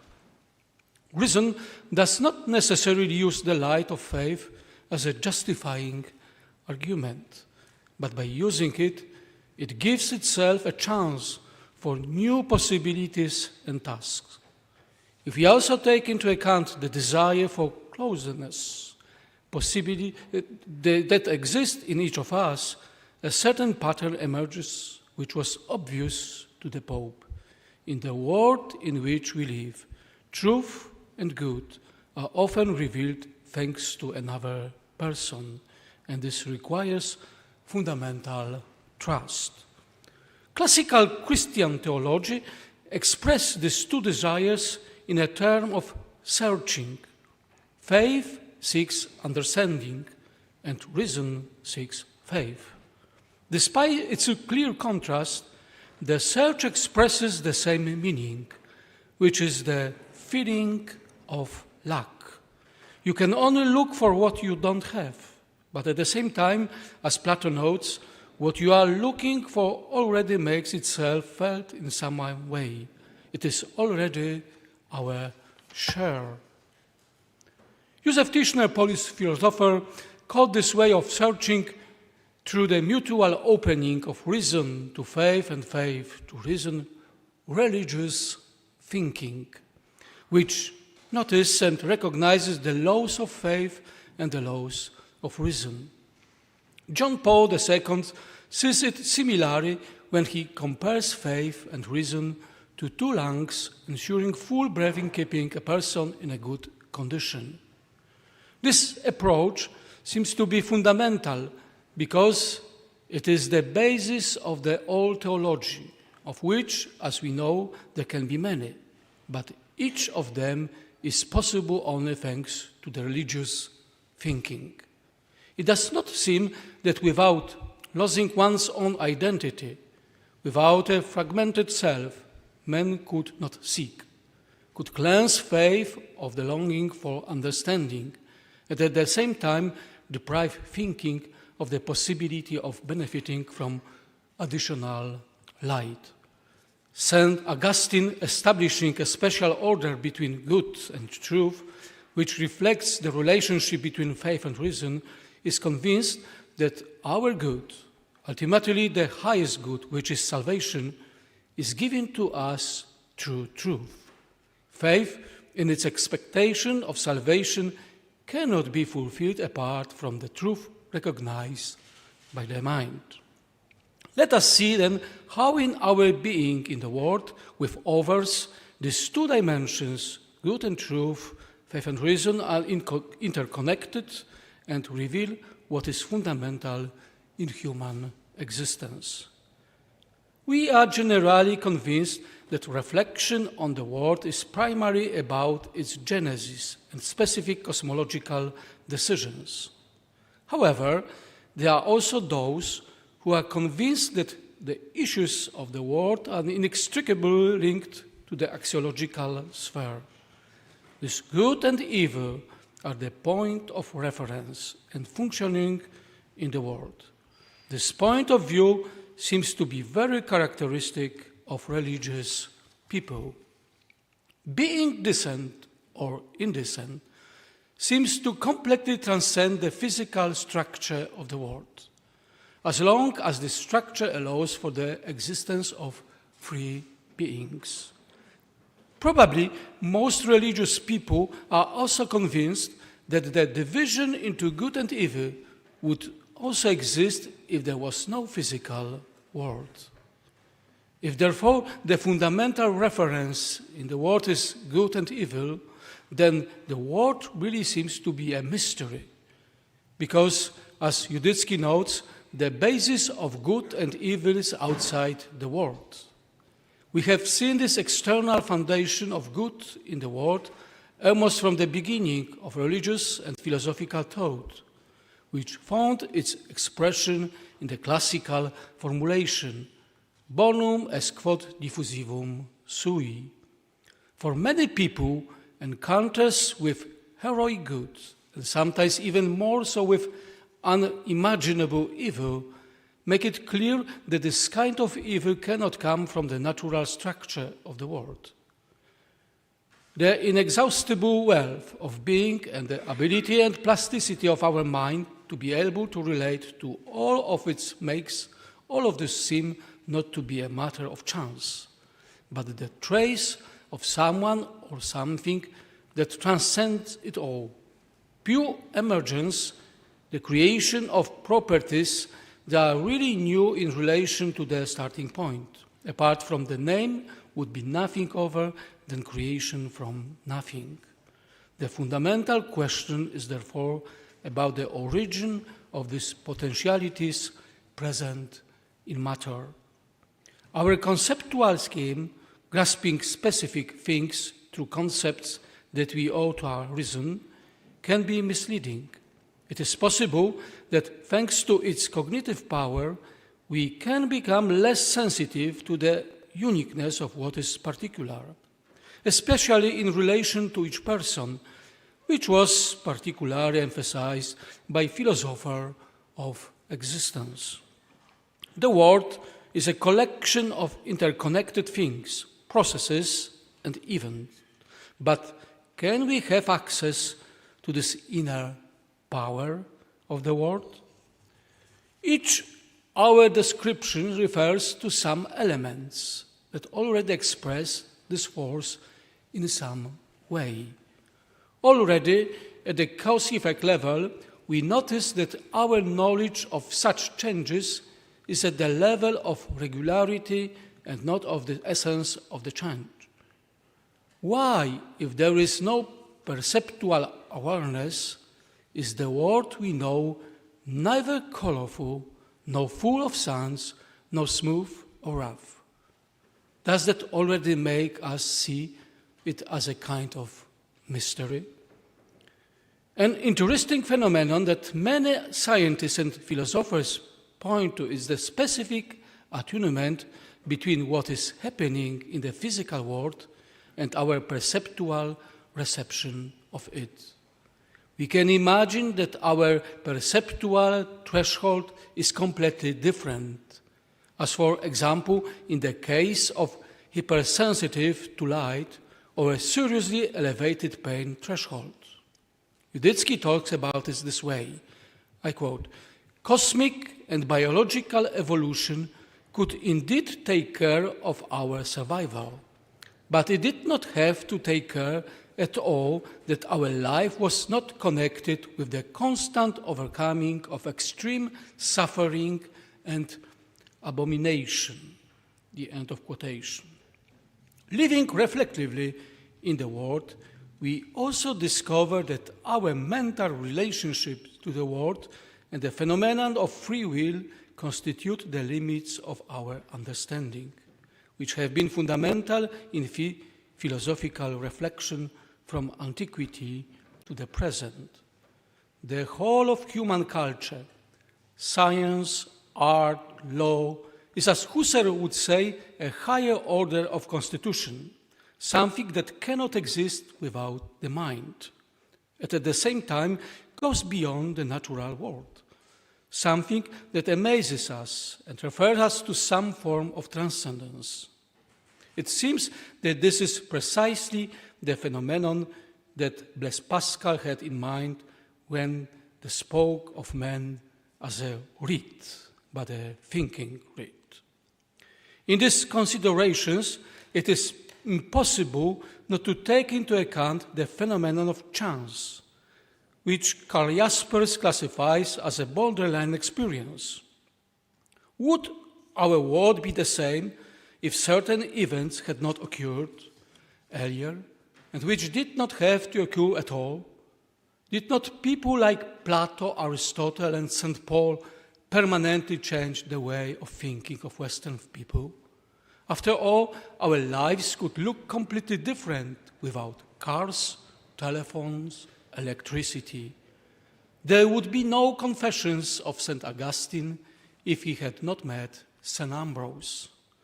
The intuition of faith, philosophical faith, according to Jaspers, reveals the phenomenon of God's guidance. For the men of the Bible, this experience in turn reveals the phenomenon of providence. Each person receives, if he does not reject this gift in a decisive manner by an act of will, what is necessary for the fulfillment of his existence, which is eternal life. The experience of free will is a primary experience. Each of us, even under external coercion, can remain internally free without agreeing to a specific state of affairs. On the other hand, in the world of natural laws, everything seems to be determined by these laws.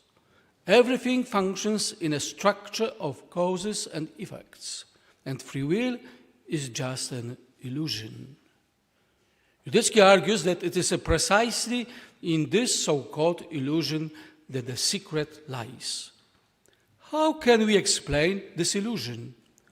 Why, if we are determined by the laws of nature and our minds function in the same way, this illusion appears at all? Why do we attribute blame and credit to ourselves in the world of natural laws? If free will is a fact, that is possible that the physical world in its present existence is not the goal of human existence.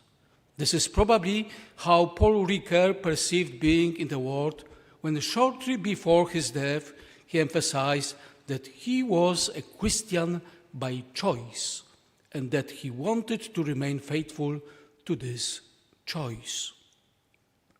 The experience of transience is very often associated with the passing of good things, the lost bliss of childhood, the death of loved ones, or wonderful memories. Certainly, each of us has often wondered whether this goodness has finally passed away, whether its trace in our memory will also disappear with our death. Maybe all good things could last forever. In this experience of the world as a mystery, the experience of other people plays a special role. In the 20th century, personalist philosophy places particular emphasis on this issue. A person reveals herself as a special being with an eternal world that is only communicable to a certain extent. And at the same time, in order to achieve her integrity, she cannot exist without interpersonal relationship. I wouldn't be who I am without certain people, starting with my parents. We are fully aware that the words and actions of certain people are present in our beliefs and behaviors, even when they are no longer with us. The second person can also appear as a witness to truth that opens us to good. The above described our being in the world as a mystery, our, in some sense, experience of transcendence is also called by some philosophers the experience of the heart. This experience and reason that seems to be the foundation of religious faith. St. Thomas Aquinas was convinced that religious faith is not possible without reason. Credere est cum ascensione cogitare, because it is the reason that must make the appropriate act of judgment as to which of these experiences are credible and which are not, in order to ultimately make a specific decision. St. Augustine emphasizes that faith cannot be contrary to reason, because God could not hate that in us reason, in which he has exalted us above animals. The phenomenon of faith, described in this way, is a certain idealization. It is generally not realized in such way in everyday life. Despite the fact that most people base their religiosity on tradition and upbringing, I do not think that most of them do it against the reason and the fundamental distinction between good and evil, which is fundamental to the experience of the heart. In general, religious thinking is also characterized by a certain level of trust in God or a supreme being, as well as a personal moral attitude. We are often convinced that the attitude of unbelief is not ultimately a denial of the reason for the existence of God, but a lack of that moral attitude, sometimes requiring some form of heroism. It is also worth remembering that although we try to be rational people, we are aware that the beliefs we hold are not all true, properly justified, and sometimes not even always coherent. A person who recognizes the existence of the absolute is not necessarily a believer. Therefore, in order to be a person open to faith, Yudycki puts forward the following thesis. I quote, "When someone purely rationally, philosophically, comes to the conviction that God exists and that he possesses the attributes of absolute goodness and justice, then already at this level a certain kind of trust can appear." End of quotation. This trust seems to be crucial in trying situations when we experience evil in its various forms. As I have already mentioned, many philosophers and theologians point out that being a believer is connected with a specific moral attitude. Usually this attitude results from a well-established faith, often verified by experience. However, this attitude may also be a consequence of the pragmatic rational choice that Pascal described in his wager describing the probabilities of gains and losses. Richard Swinburne, also present with us, describes this pragmatic dimension of faith as follows. I quote, "So on pragmatist view, a person has Christian faith if he acts on the assumptions that there is a God who has the properties which Christians ascribe to him and seeks to do those good actions which the love of God, if there is a God, would lead him to do. He will therefore worship God, do those actions which are such that he believes that if there is a God, God has commanded them, and seek to live in a way and to get others to live in any way which would lead God, if there is God, to give them eternal life with the beatific vision of himself." End of quotation. A similar attitude is defined by Perman as experimental faith. And I quote, "This is how I see religious hope, functioning in the midst of doubt. The verific person recognizes the tragedy of existence that unless there is a God and life after death, the meaning of life is less than glorious. But if there is a God and life after death, the meaning of the life is glorious. There is just enough evidence to whet his or her appetite, to inspire hope, a decision to live according to theism or Christianity as an experimental hypothesis, but not enough evidence to cause belief." End of quotation. In Christianity, there is another decisive factor which goes beyond the sphere of reason, and this is the grace of God. Grace, this is completely independent of man, a free gift from God that he cannot earn, but at the same time there is a deep conviction among Christians that God does not stint it on anyone, it is open to everyone.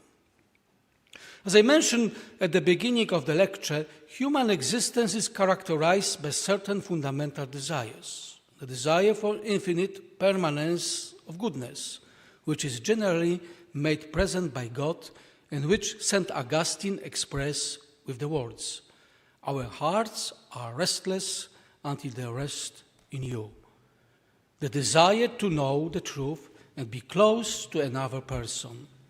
Of course, these fundamental desires that in some way go beyond what is finite cannot be direct evidence of the possibility of their full realization, but they certainly introduce us to the horizon of the question, maybe it is true. If a person admits the possibility of a positive answer to the questions asked above, then in no other way than rationally, he is able to acknowledge that reason has its own limitations, that in the condition he finds himself, cognitive possibilities are not able to illuminate the reality that has already made itself known intuitively.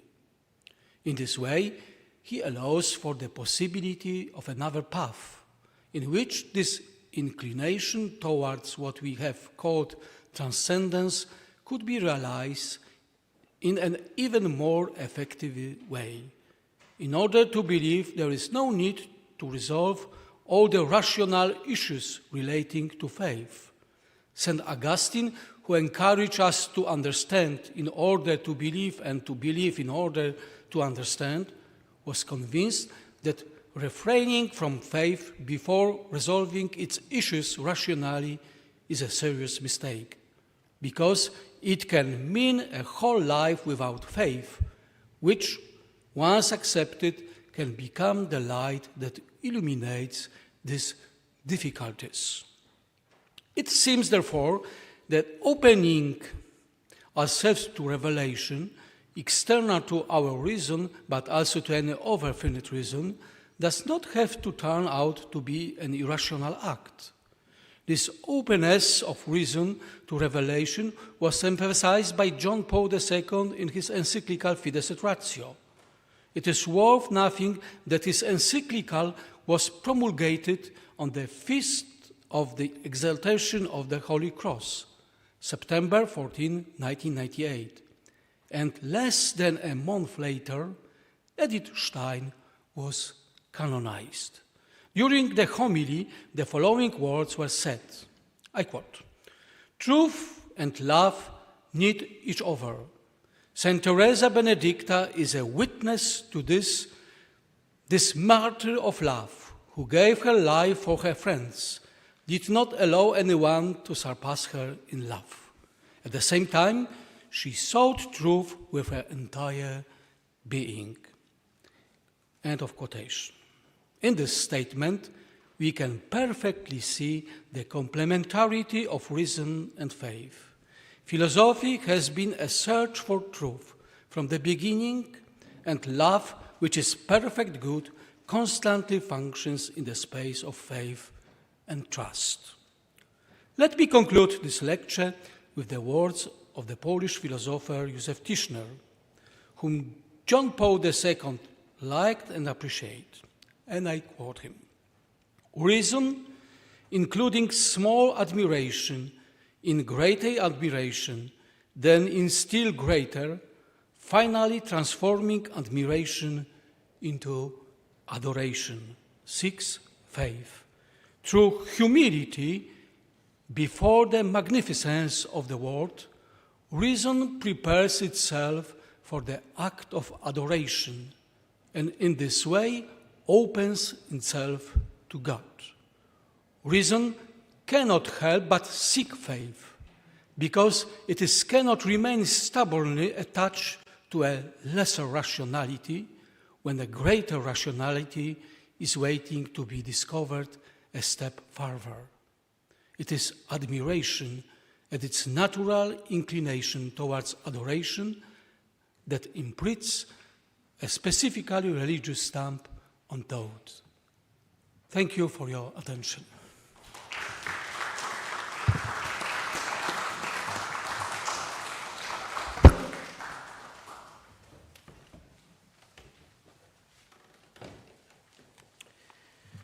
Thank you very much, Cezary. I would like now to introduce our second guest speaker, Professor Jacek Wojtysiak, head of the Department of the Theory of Cognition of the Faculty of Philosophy, the Catholic University of Lublin. Professor Wojtysiak is a member of the Polish Semiotic Society. His interests lie in ontology, metaphysics, as well as a philosophy of religion and natural theology. He is an author of several books and numerous scientific articles, editor of 9 collective works, recipient of a Paul Kuhl Foundation Prize and the Polish Science Foundation Fellowship. He considered analytic philosophy as a model of philosophy, but he is also familiar with Platonic phenomenological and Aristotelian scholastic tradition. Professor Wojtysiak will present a lecture entitled Wojtyła's Wager. Professor, the floor is yours.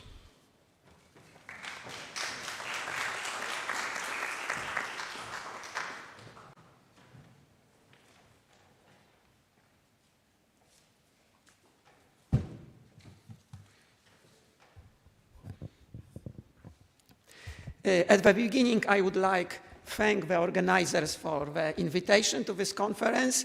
It's a great honor for me to speak at this place where Karol Wojtyła was writing his doctoral dissertation, and to speak together with Professor Richard Swinburne. He is the most eminent philosopher of philosophy of religion of our times.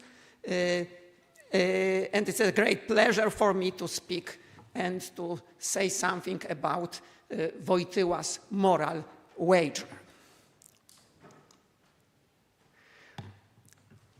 When we are going to discuss the topic of the relationship between faith and reason, we should read the encyclical Fides et Ratio. And in the number 76, we can find the distinction given by the Pope between two aspects of Christian philosophy. The first aspect is subjective, and the second aspect is objective. And according to the Pope, one of the prominent representative of the first aspect or the first trend in Christian philosophy is Blaise Pascal. Being inspired by this Pope's indication, I would like to say something about the Pascalian motive in Wojtyła's writings. I will focus on one book, Ethics Primer, especially on the last chapter of this book. And in this book, in this chapter, we can find something similar to Pascal's wager. This book is a collection of Wojtyła's essay written in 1950s, and this essay are correlated with his lecture he gave at our university, Catholic University in Lublin. And at the beginning, I will try to explain what Pascal wager is. Later, I will discuss some objections against Pascal's wager. And in the main part of my lecture, I will focus on the so-called Wojtyła's moral wager. And in my opinion, this wager, this reasoning, or this argument we can find in this book is better than Pascal's wager, because it avoids some objections which can be stated against Pascal's wager. What is Pascal's wager? In a narrow sense, Pascal's wager is a specific practical reasoning that appeared in Pascal's thoughts, pensées, and which was intended to show that Christian belief in God was an option worth choosing. This argument has many interpretations and many versions, and we can say also about Pascal's wager in the broader sense as a big family of pragmatic arguments in support of theistic faith, or especially Christian faith. The main idea of this argument is that we can argue for existence of God, but we can also argue for the benefit of Christian or monotheistic faith. We can show that monotheistic faith is worth choosing even under condition of uncertainty about God's existence.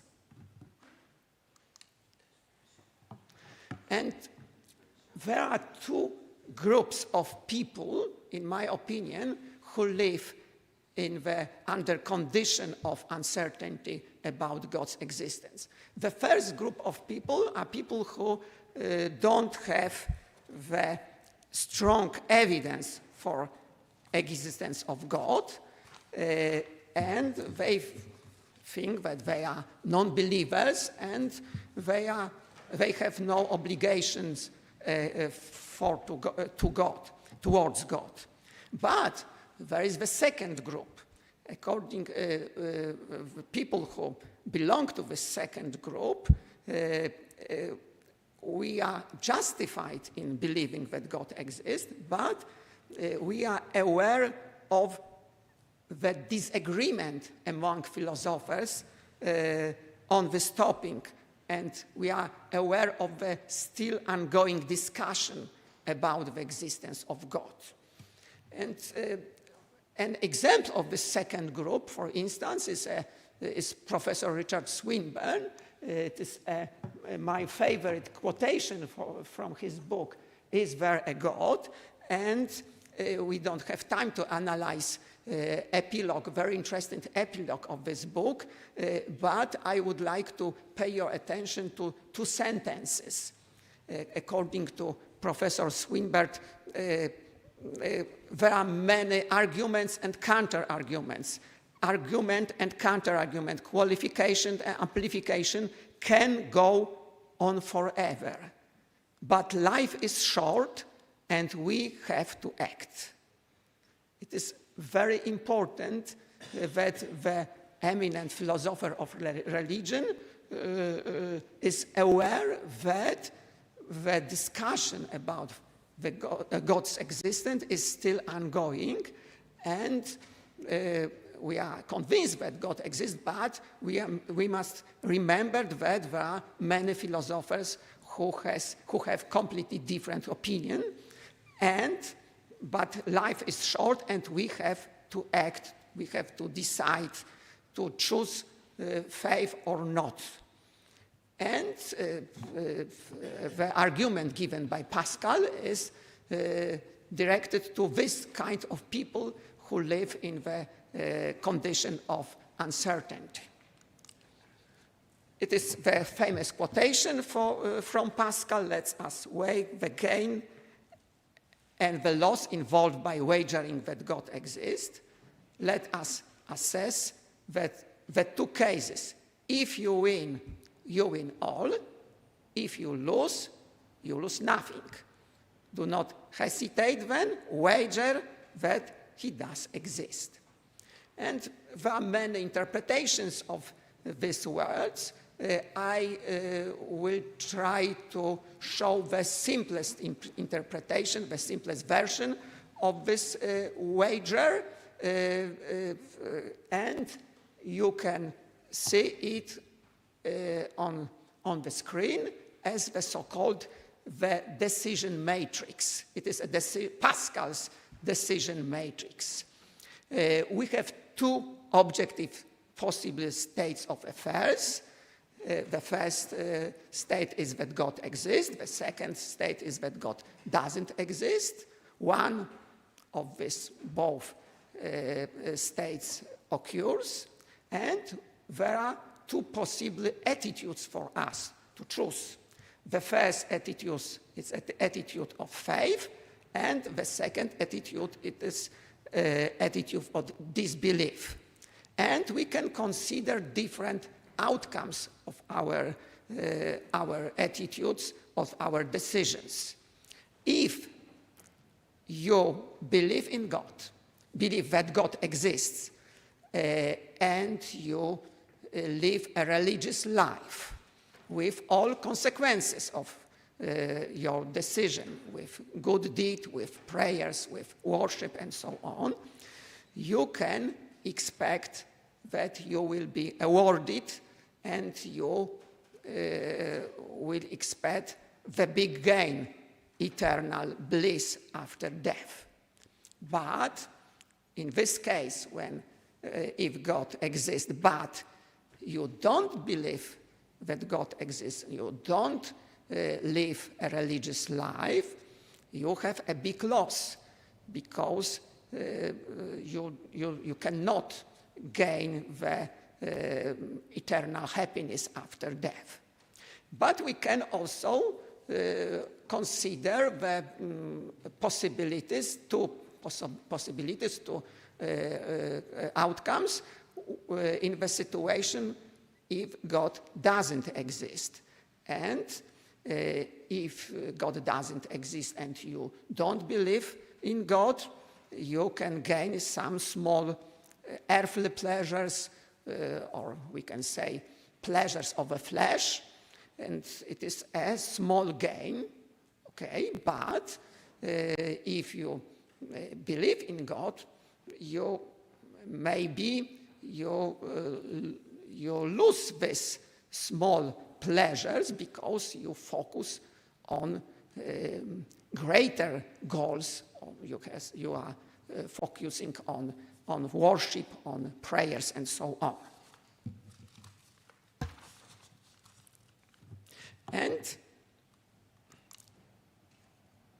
we can see that the choice of faith has two adventures. The first adventure is that if God exists, your choice of faith leads you to a much better outcome than the choice of disbelief, because eternal happiness is radically better than the absence of it. But in the case if God does not exist, the choice of faith does not lead to much worse outcome than the choice of disbelief, because the absence of small earthly pleasures of the flesh is not significantly worse than experiencing them. Okay, and it is the essence, in my opinion, of Pascal's wager. And now we have time for discussing some objections. At the beginning, I would pay your attention to three assumptions of Pascal's wager. The first assumption is that it is possible to adopt or practice faith by the very act of deciding. It is a very controversial assumption, but I suppose that we can defend it by some distinction, maybe the distinction between belief that God exists and belief in God. This distinction was discussed today, has discussed today by Professor Swinburne. The second assumption is that the practice of faith leads itself to an eternal reward after death. No, maybe this assumption can meet the objection that there is no mention about God's grace, and maybe we can supplement this presupposition by the idea of God's grace. And the last presupposition is the decision of disbelief, the consequence of which is to be, among other things, a focus on temporal and selfish goals, cannot be posthumously rewarded. For some philosophers, this presupposition is also controversial, because there are some atheists who are good persons, and maybe it is possible to have a good, to live a good life without belief in God, and our intuitions are that these people should be rewarded after death.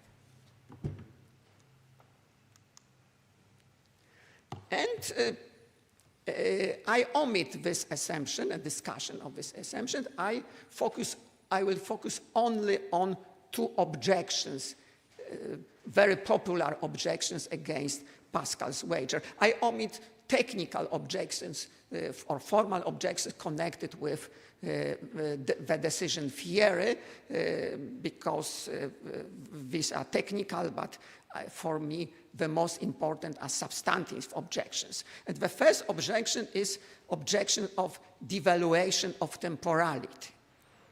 Even if eternal happiness is a great value, there are people who prefer lesser values, but available here and now, over greater values, but only hypothetical and postponed.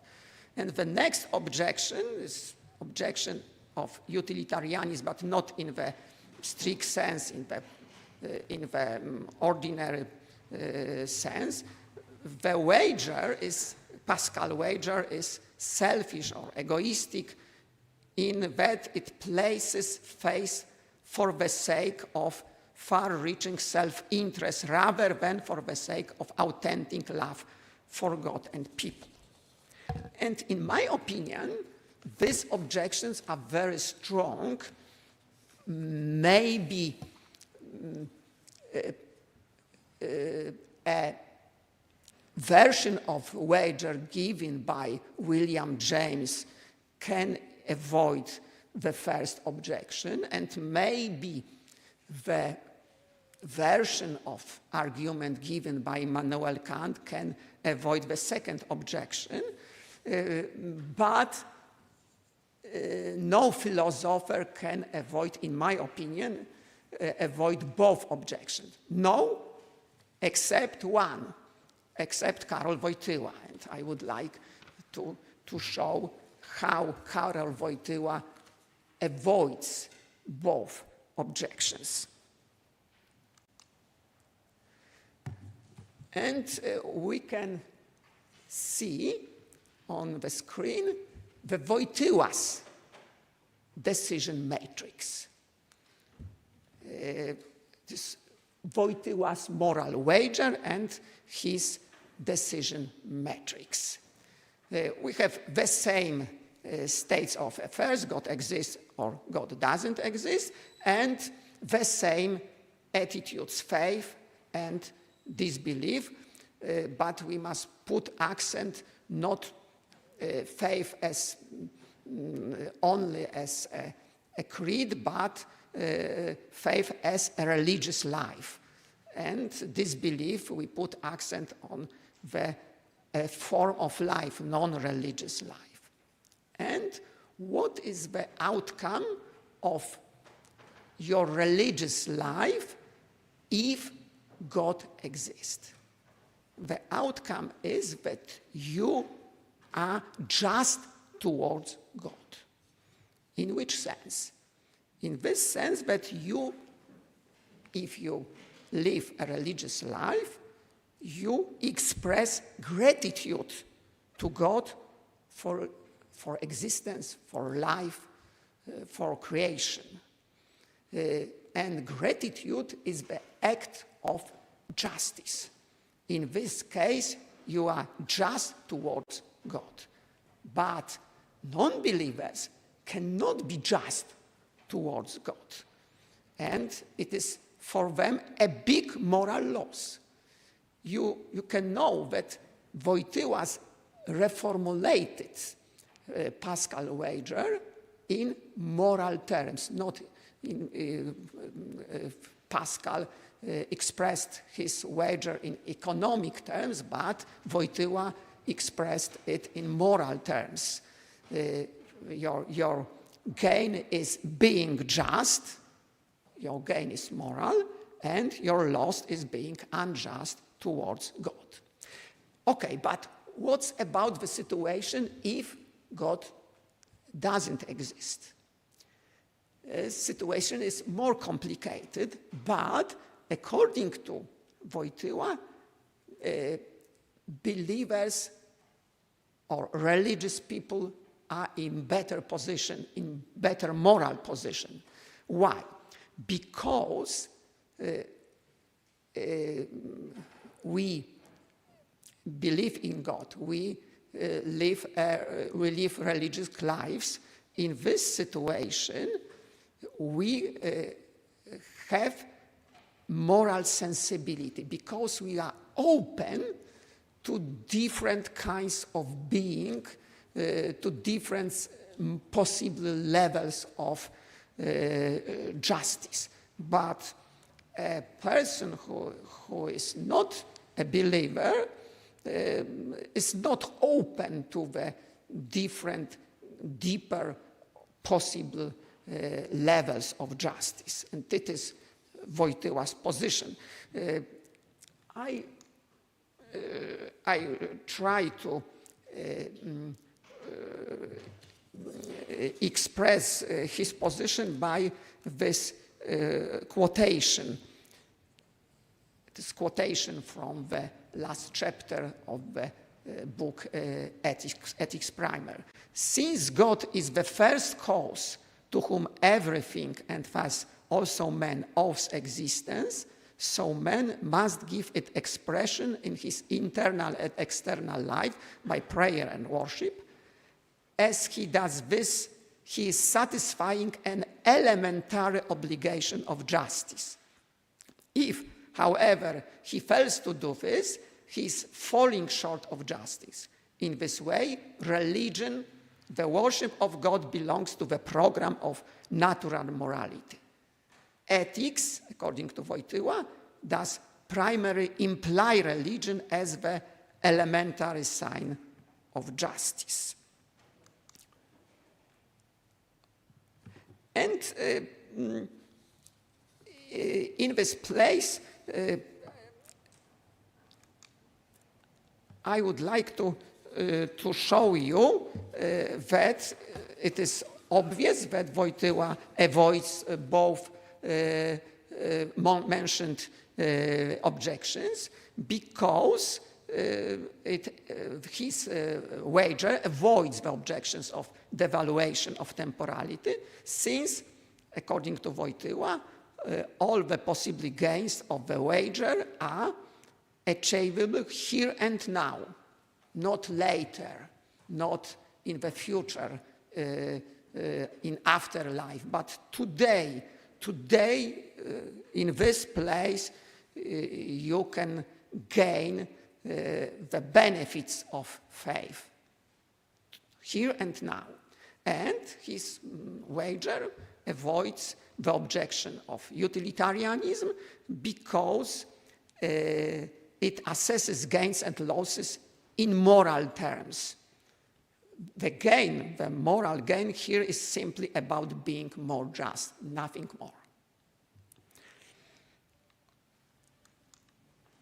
Okay, but maybe you can state an objection against Wojtyła's moral wager, and in my opinion, the main objection which can be stated against this argument, Wojtyła was aware of this objection. It is a quotation in which he expressed these objections against his argument.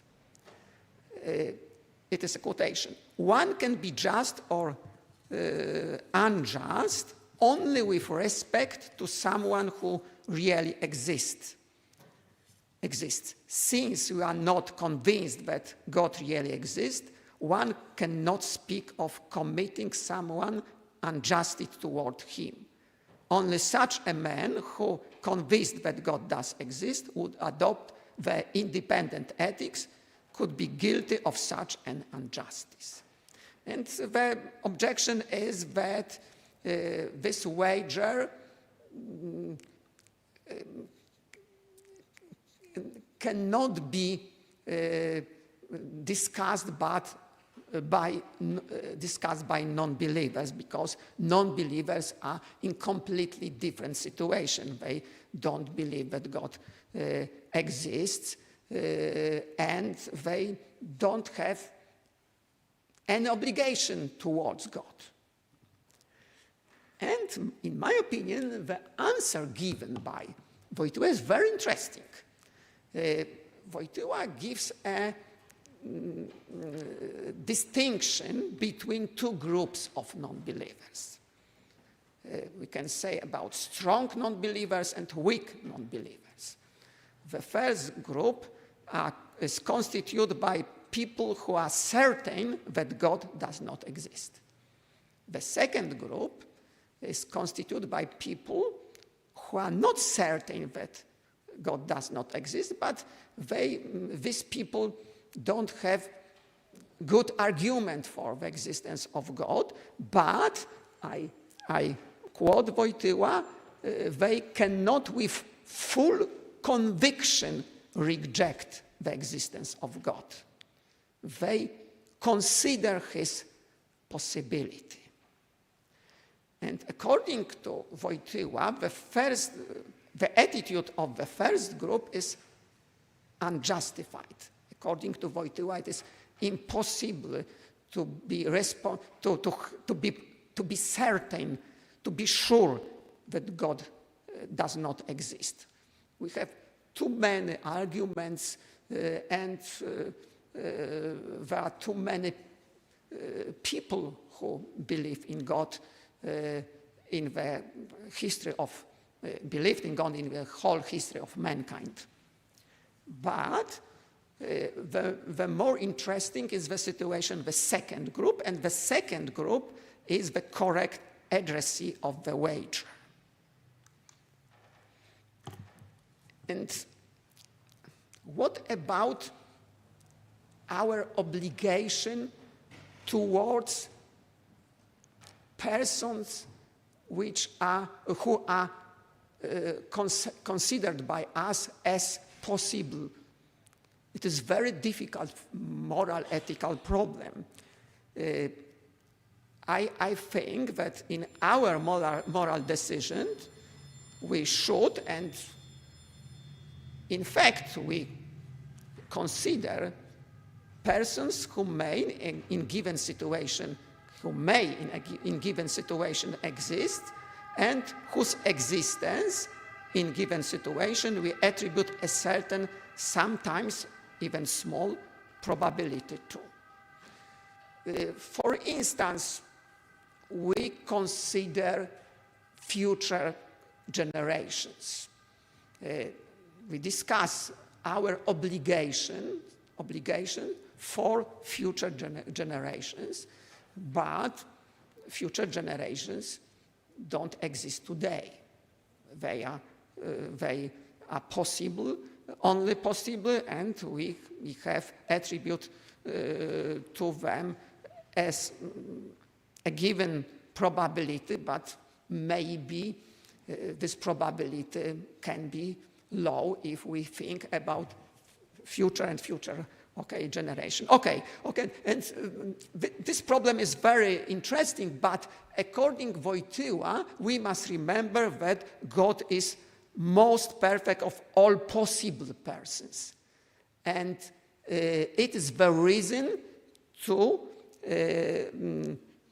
take seriously our possible duties towards God as our possible creator and the greatest possible being. Okay, and at the end, I would quote the last part of this book. It is, I suppose, the essence of Wojtyła's argument. It is precisely by reason of this subtlety and delicacy of consciousness that the religious ethics may and perhaps should commend itself as the program for all these people who have doubts, who only conjecture, or who are indeed already searching. The religious ethics is richer than the independent or secular ethics by one more justice. And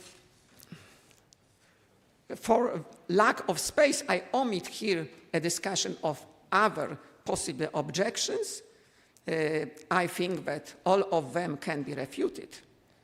The question arises, however, whether such a wager can convince these modern non-believers who at least allow for some probability of God's existence. And these questions can be open for discussion. Thank you very much.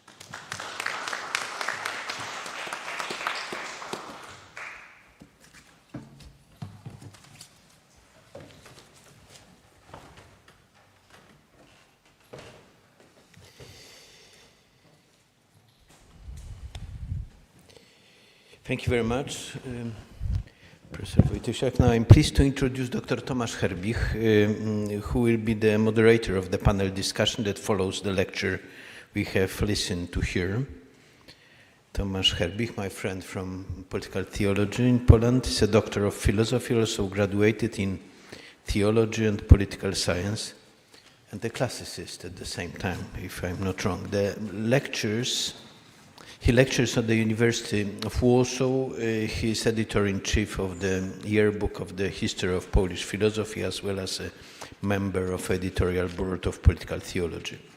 He specializes in the history of Polish and Russian philosophy, philosophy of politics, and philosophy of religion, as well as biblical theology. I'm giving the guest in your hands. Floor is yours.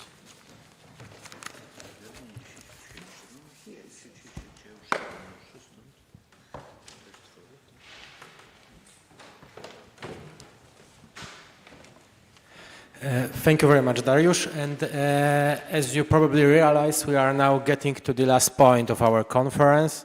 This last point of our conference in our program is going to be the discussion between me and our three lecturers on some topics that were formulated during the lectures. And what seems to me to be the most important to start with is the fact that I think that there are some topics, some issues which were present in all three lectures. And I'm going first of all to pay our attention to the problem of rationality, to the ways in which the participants of our conference defined rationality, indicated how the rational differs from the irrational. And it is going to be the first part of our discussion. And the second part of our discussion is going to be, first of all, dedicated to the problems of moral kind, especially we have seen in the last lecture how important it was for Karol Wojtyła in the early part of his life and work. And we are going to discuss some problems that we can link with this moral issue on the one hand, and on the other hand with the conviction that man, for the sake of this moral issue, is something that demands explanation. And we are going to compare, of course, these convictions with some convictions that are expressed in contemporary philosophy, which goes, of course, far beyond these convictions. And I'm going also to ask in the second part of this discussion our participants, how can we deal with these problems of just devaluating the moral issue on the one hand, and this conviction about man as something that demands explanation on the other. But let us start with the problem of rationality, and I'm going to just ask the first question, and I would like Professor Wojtysiak, if you can, of course, to answer this question. And I would like to start with just such a question: how did, according to your knowledge, Karol Wojtyła, both as Pope and before that period, of course, in his life and work, define rationality? Oh, this is a very difficult question, because it is difficult to find a definition of rationality in writings of Karol Wojtyła. We can find some uses of this term in the encyclical The Faith and Reason, Fides et Ratio, and in the encyclical Rationalis is opposed to fideism, and we can find some criticism of the radical rationalism. But it's very interesting that we can find very important reflections about rationality in the aerial writings of Wojtyła. Wojtyła was a representative of phenomenological school. And according to phenomenology, according to masters of phenomenology, a belief is rational if and only if it's based on the broadly understood experience. And according to Wojtyła, there are different types of experience, and one type of experience is mystical experience. His first book, written here, about John the Cross was devoted to mystical experience. According to some philosophers, this book, this dissertation, is a kind of phenomenology of mystical experience. It is a kind of phenomenology of mystical experience, and this experience gives information to us, gives a kind of knowledge. And mystical experience can be rational in this sense, in the phenomenological sense, and it is similar to what Professor Swinburne has said today, that people have some experiences, also religious experiences, and they are justified to keep beliefs based on these experiences. So, thank you very much, and let me now turn to Professor Swinburne. With regard to the issue of rationality that interests us now, Professor Swinburne made it clear that he links this concept, of course it is the concept first of all of rational belief, to the category of probability and not certainty. And we can now ask, and it is the main point, why not certainty? Because it is a very important question because of the fact that this decision takes us, I think, very clearly beyond the prevalent in modern philosophy concept of rationality which comes from Descartes. According to it, the rational justified belief can be seen as something that is clear and distinct, of course in Latin clara et distincta, and therefore one might add certain. And by abandoning such a view, this Cartesian, we can say, view, we can open up entirely new perspectives for considering the title issue of John Paul II's encyclical Fides et Ratio. And I would like to ask you about this decision to link the concept of rational, first of all, overall rational belief with probability, and with these perspectives that can open for also the dogmatic theologians, and when we try to apply this notion of rationality to these matters that we are now discussing. Thank you.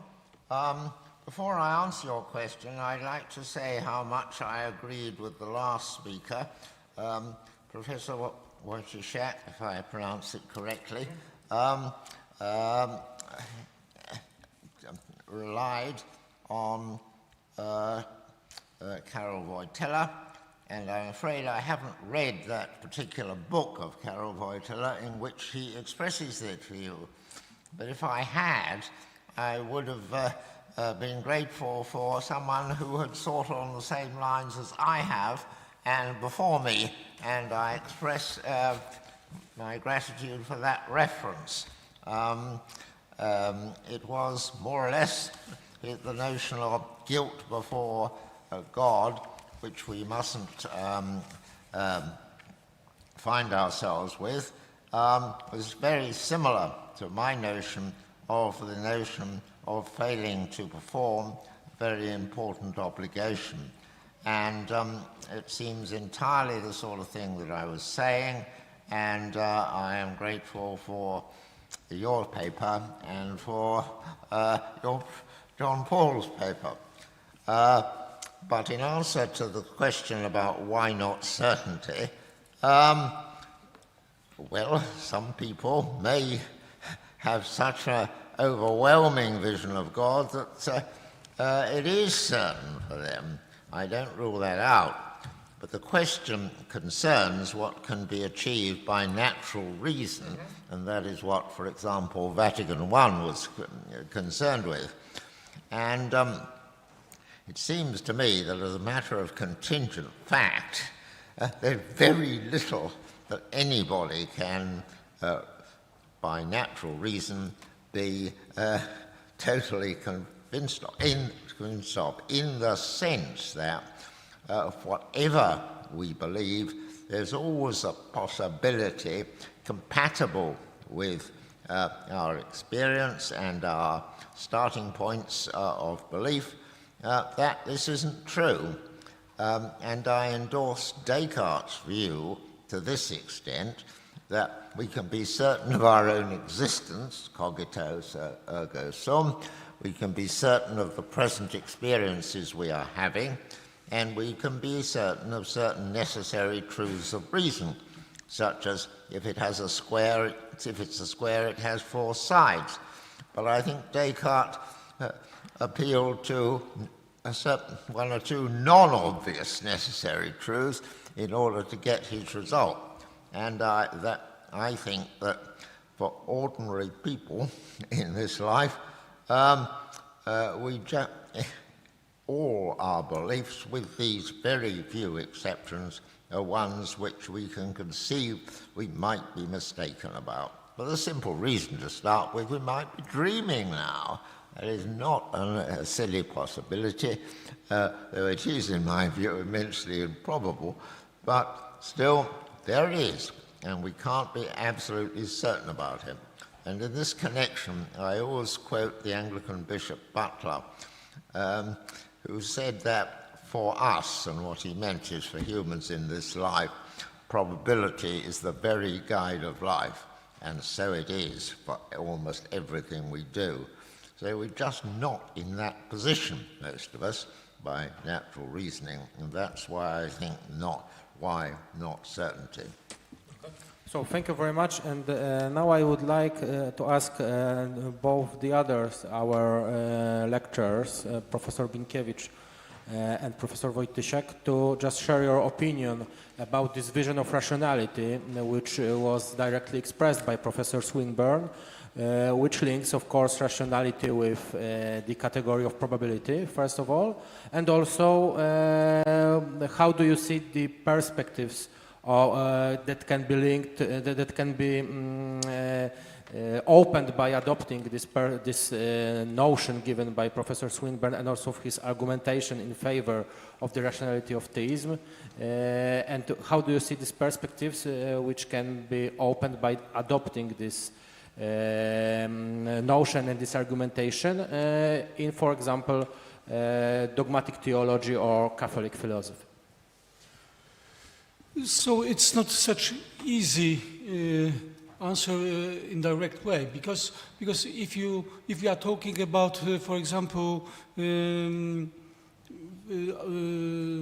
philosophy, analytical philosophy, the rationality is sometimes very strict connected to the principle of verification. Yeah, for those analytical philosophers who are very close to pure scientific situation, because now in this kind of philosophy change, and some philosophers are very close to metaphysics also, yeah. But on the beginning, metaphysics was totally delayed from this options view, and this is why when we are talking about rationality on the first wing, so rationality is very, very strict connected to logical justification and justification by nature of the law. Yeah, so this is why rationality is objectified almost totally. But I can give you a clear example coming from the objective knowledge by Karl Popper. Yeah, when he says in this way, if someone asks how many fingers you have on your left hand, your answer will be immediately 5, correct? Of course. But sometimes some kind of values involved. And if you hear the same questions, how many fingers you have in your left hand, and then be the mark that's depend on this answer depend life of your family, you will not answer immediately 5. Popper says you take out your hand from your pocket and try to check each one of this finger, and that's moment you can say 5. So you see in the rationality mostly values are entangled, and this is why it's a little change situation. And we are talking about rationality referring to the religion. It seems to me that this argument coming from natural philosophy for God put some some different orientation to the trust to God coming from revelation. And it doesn't seem irrational if you say, I trust God who revealed because I have some reasonable argument that he really exists. So that's the situation. If we treat rationality purely from the scientific point of view, on the different way of view that rationality is involved in our everyday life and involved in our values also. Of course.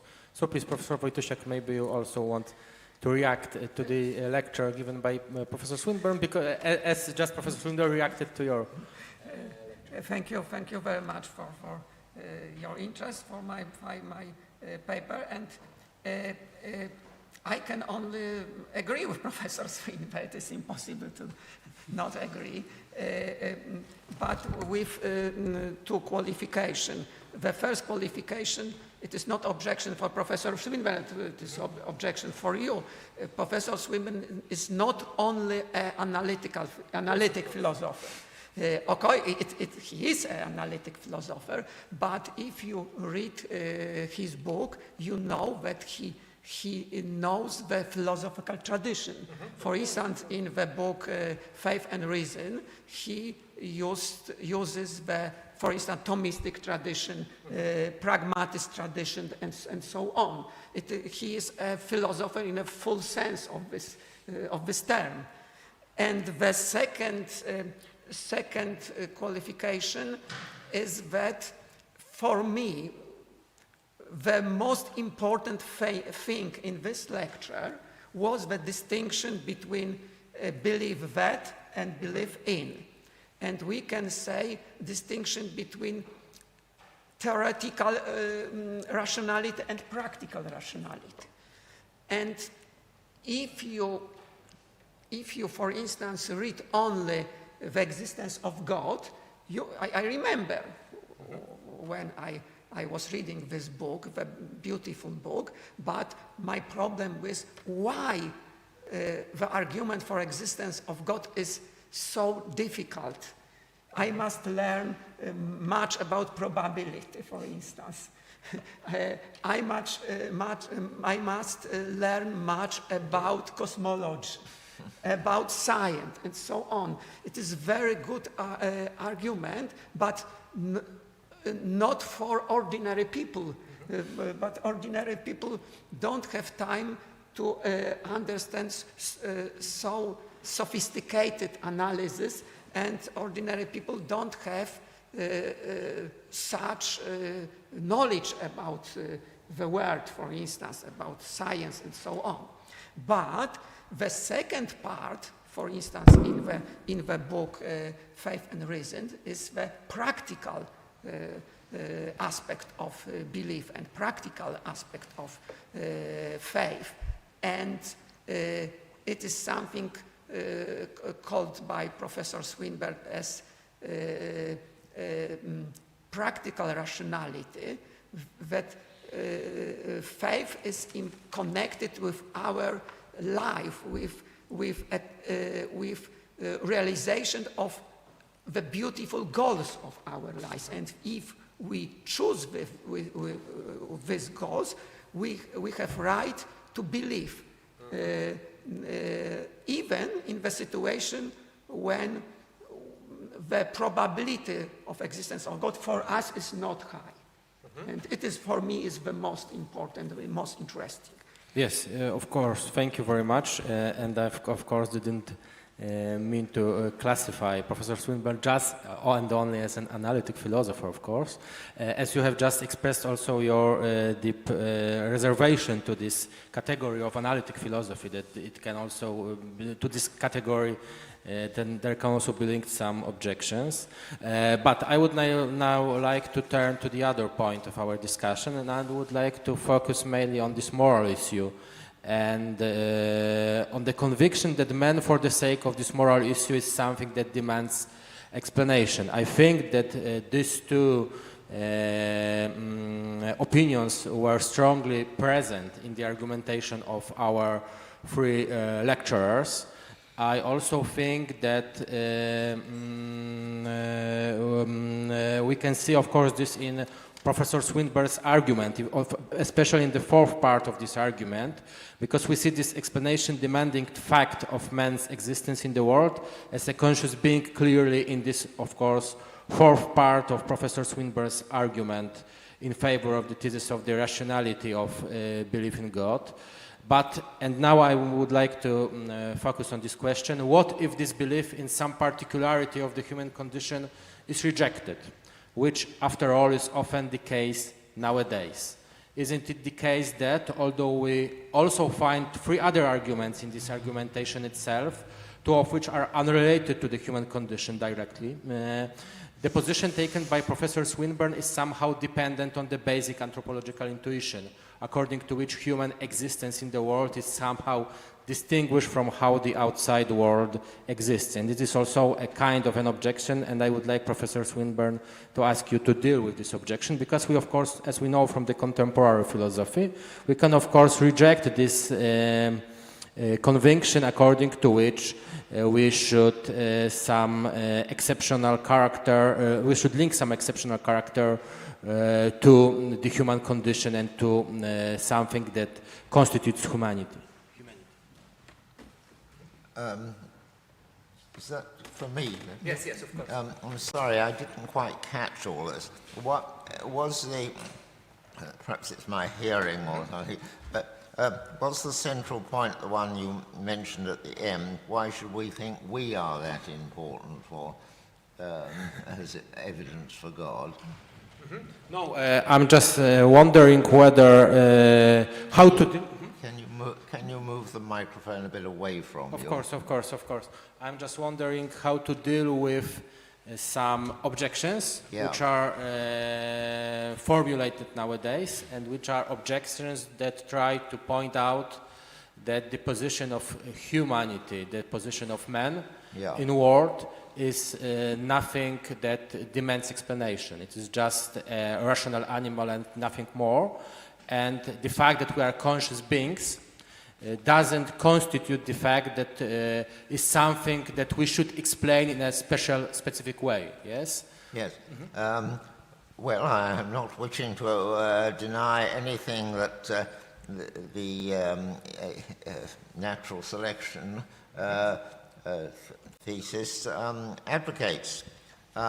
Sure, our bodies are, that is to say, the product of a natural evolutionary process.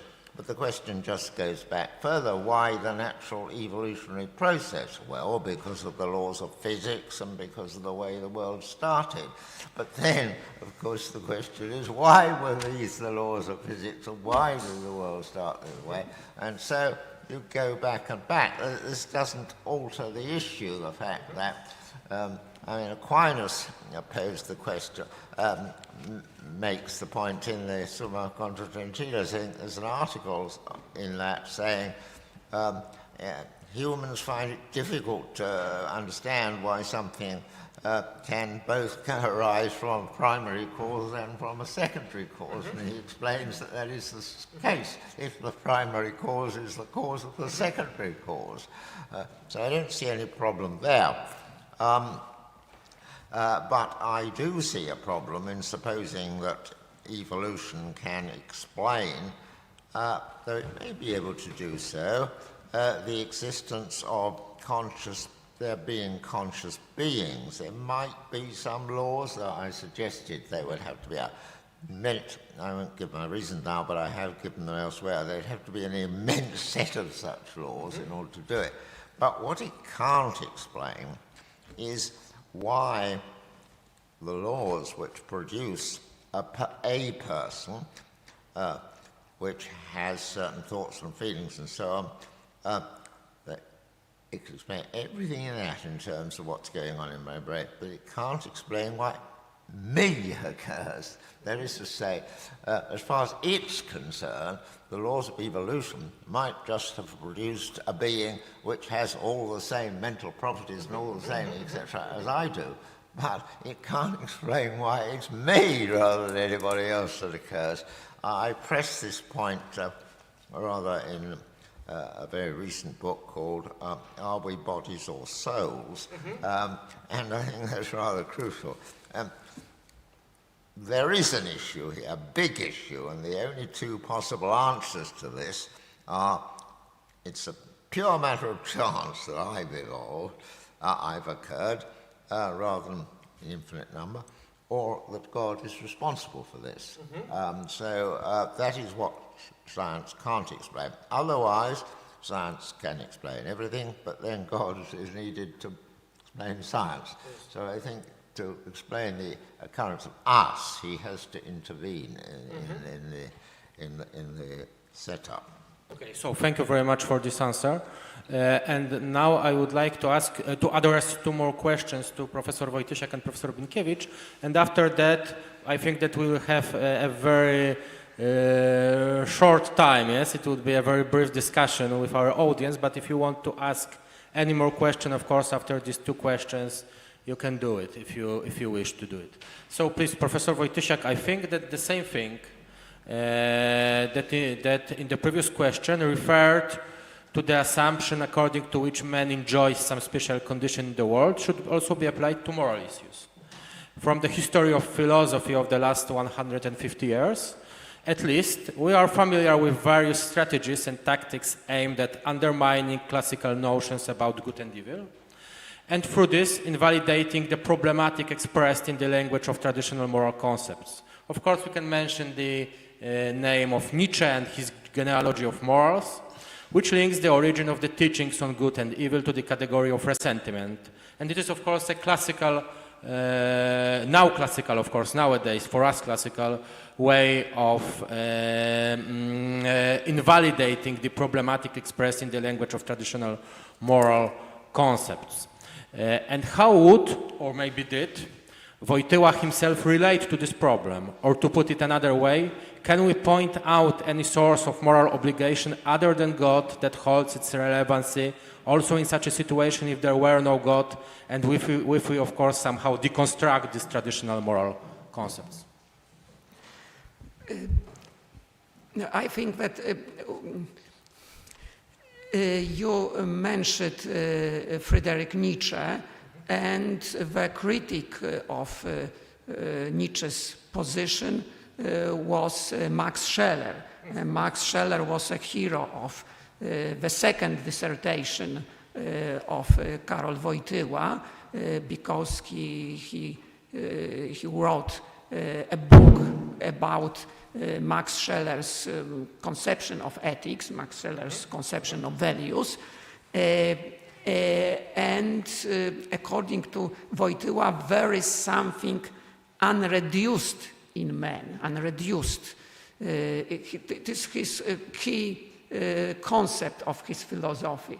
And maybe today we can say that, as Professor Swinburne speaks about mental properties of humans, and these mental properties cannot be explained by only by in materialistic terms, in physical terms, but they must be explained by different causes and ultimately by God.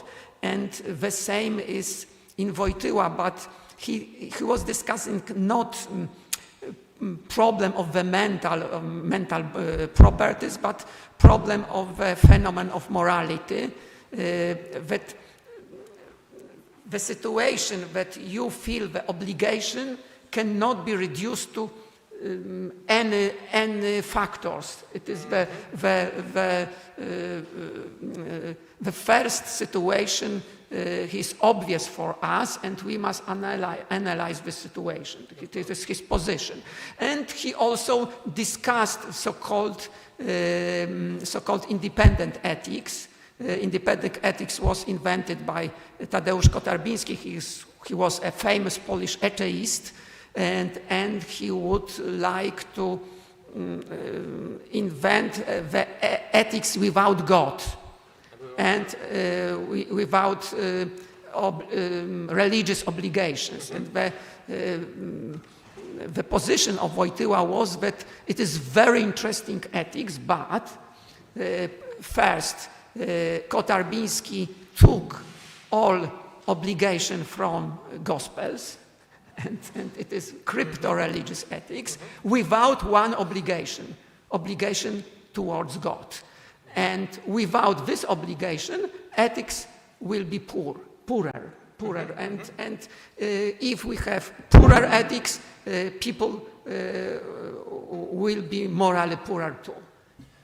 And the last question to Professor Binkiewicz, I would like to ask the similar question, of course. What if this upward striving of man, evident in his need for truth and goodness, is ultimately directed into the void? After all, we cannot conclude from the fact that man is somehow directed toward transcendence, that this transcendence exists. As Father made it clear, it only and at most indicates the probability of this fulfillment, not its certainty. What status then should we give to this belief that our pursuit of goodness and truth is going to be met by something indeed, something transcendent? If we recognize this as a belief and not merely a pious wish, then what do we rely on? How do you see it? Yeah, thank you. I will answer in a slightly perverse way. If all this is not true, then paraphrasing the St. Paul Apostle words, I can say that we are the most pitiable creatures over the world, because we desire something what doesn't exist. But do we have really better arguments, more probable arguments, more justified arguments, which are not entangled in more problems even than the thesis about the existence of the God? For example, the theory, identity theory between mind and body, I think, has more problems and produce more problems than theory that there exists immaterial soul. The same situation is in the double aspect idea presented by John Searle and by Thomas Nagel. Yeah? So they cannot explain these emergent features. They only maintain that they must be built on the matter, on the brain. But there's no coming good solution for these ideas. Yeah? And it doesn't seem to me that these mentioned desires are only or merely the evaluating psychology, on the possibility to reasoning and the possibility to willing are only expressions of the brain. So I really didn't meet the better solution. I think that we have no time now, but I think that we can find a lot of arguments for this existing of this immaterial factor on this, like Professor Wojtysiak said, on this mental properties. Okay, thank you very much for your answers. And I think, do we have more time, Marta? I think that we have 5 minutes. So if we have 5 minutes, I would like to ask you to ask your questions if you have some, or to just take part in our discussion, because you don't have only to ask a question, but you of course can share with us your opinion. So please.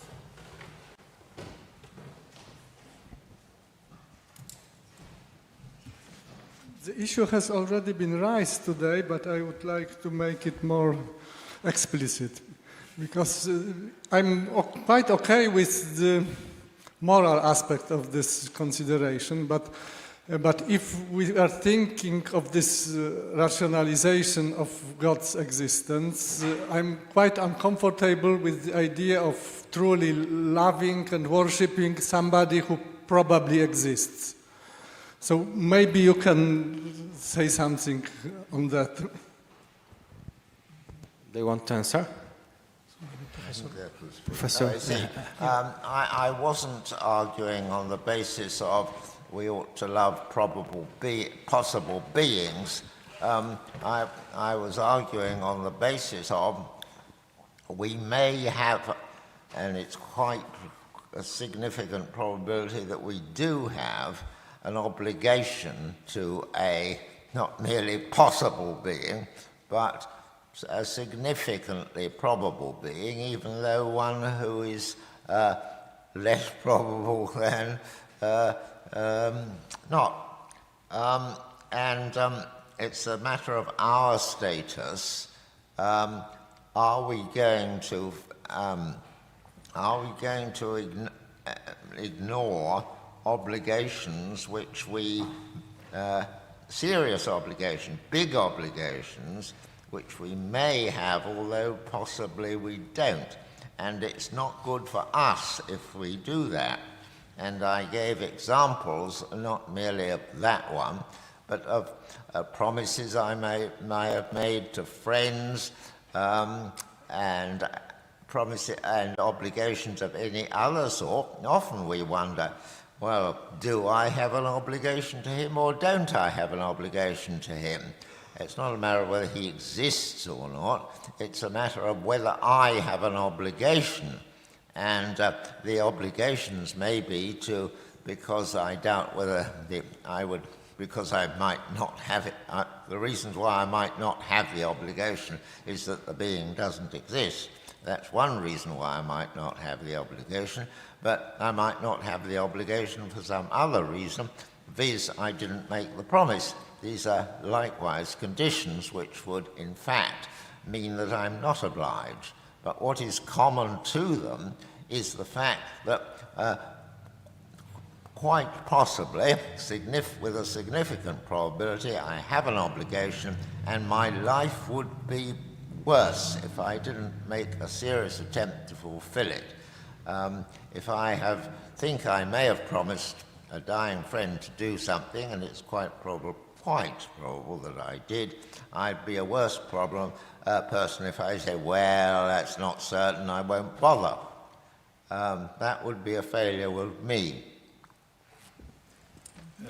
Okay, you want to answer us also, of course, please do. It is very important. Hold your microphone less close to the Yes, of course. It is very interesting and very difficult question, but I would like to say about advice given by Pascal in this case. The advice of Pascal is you must try to practice religion without conviction, without beliefs. For instance, you must attend Mass, fulfill religious practice, religious rituals, and maybe faith will be the result of your attitude, of your practice. Maybe it is the solution. And do we have any more questions? If not, I think that we can end with this Pascalian motive. Thank you very much for the discussion, and also thank you very much for the whole conference. I think that Dariusz Karłowicz is going to end our conference, so now the floor is again yours.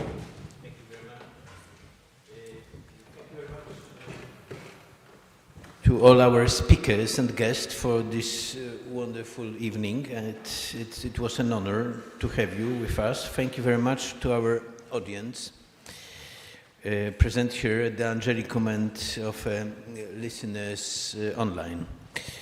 You all are warmly invited to attend the following conference and discussions that will be held in the next few days within the St. John Paul II days at the Pontifical Universities of Rome. Please check the detailed schedules on the leaflets and posters laid outside. On Friday at 6 o'clock in the evening, the final gala of the St. John Paul II Day will take place again in Angelicum here in Aula Minor as well. Last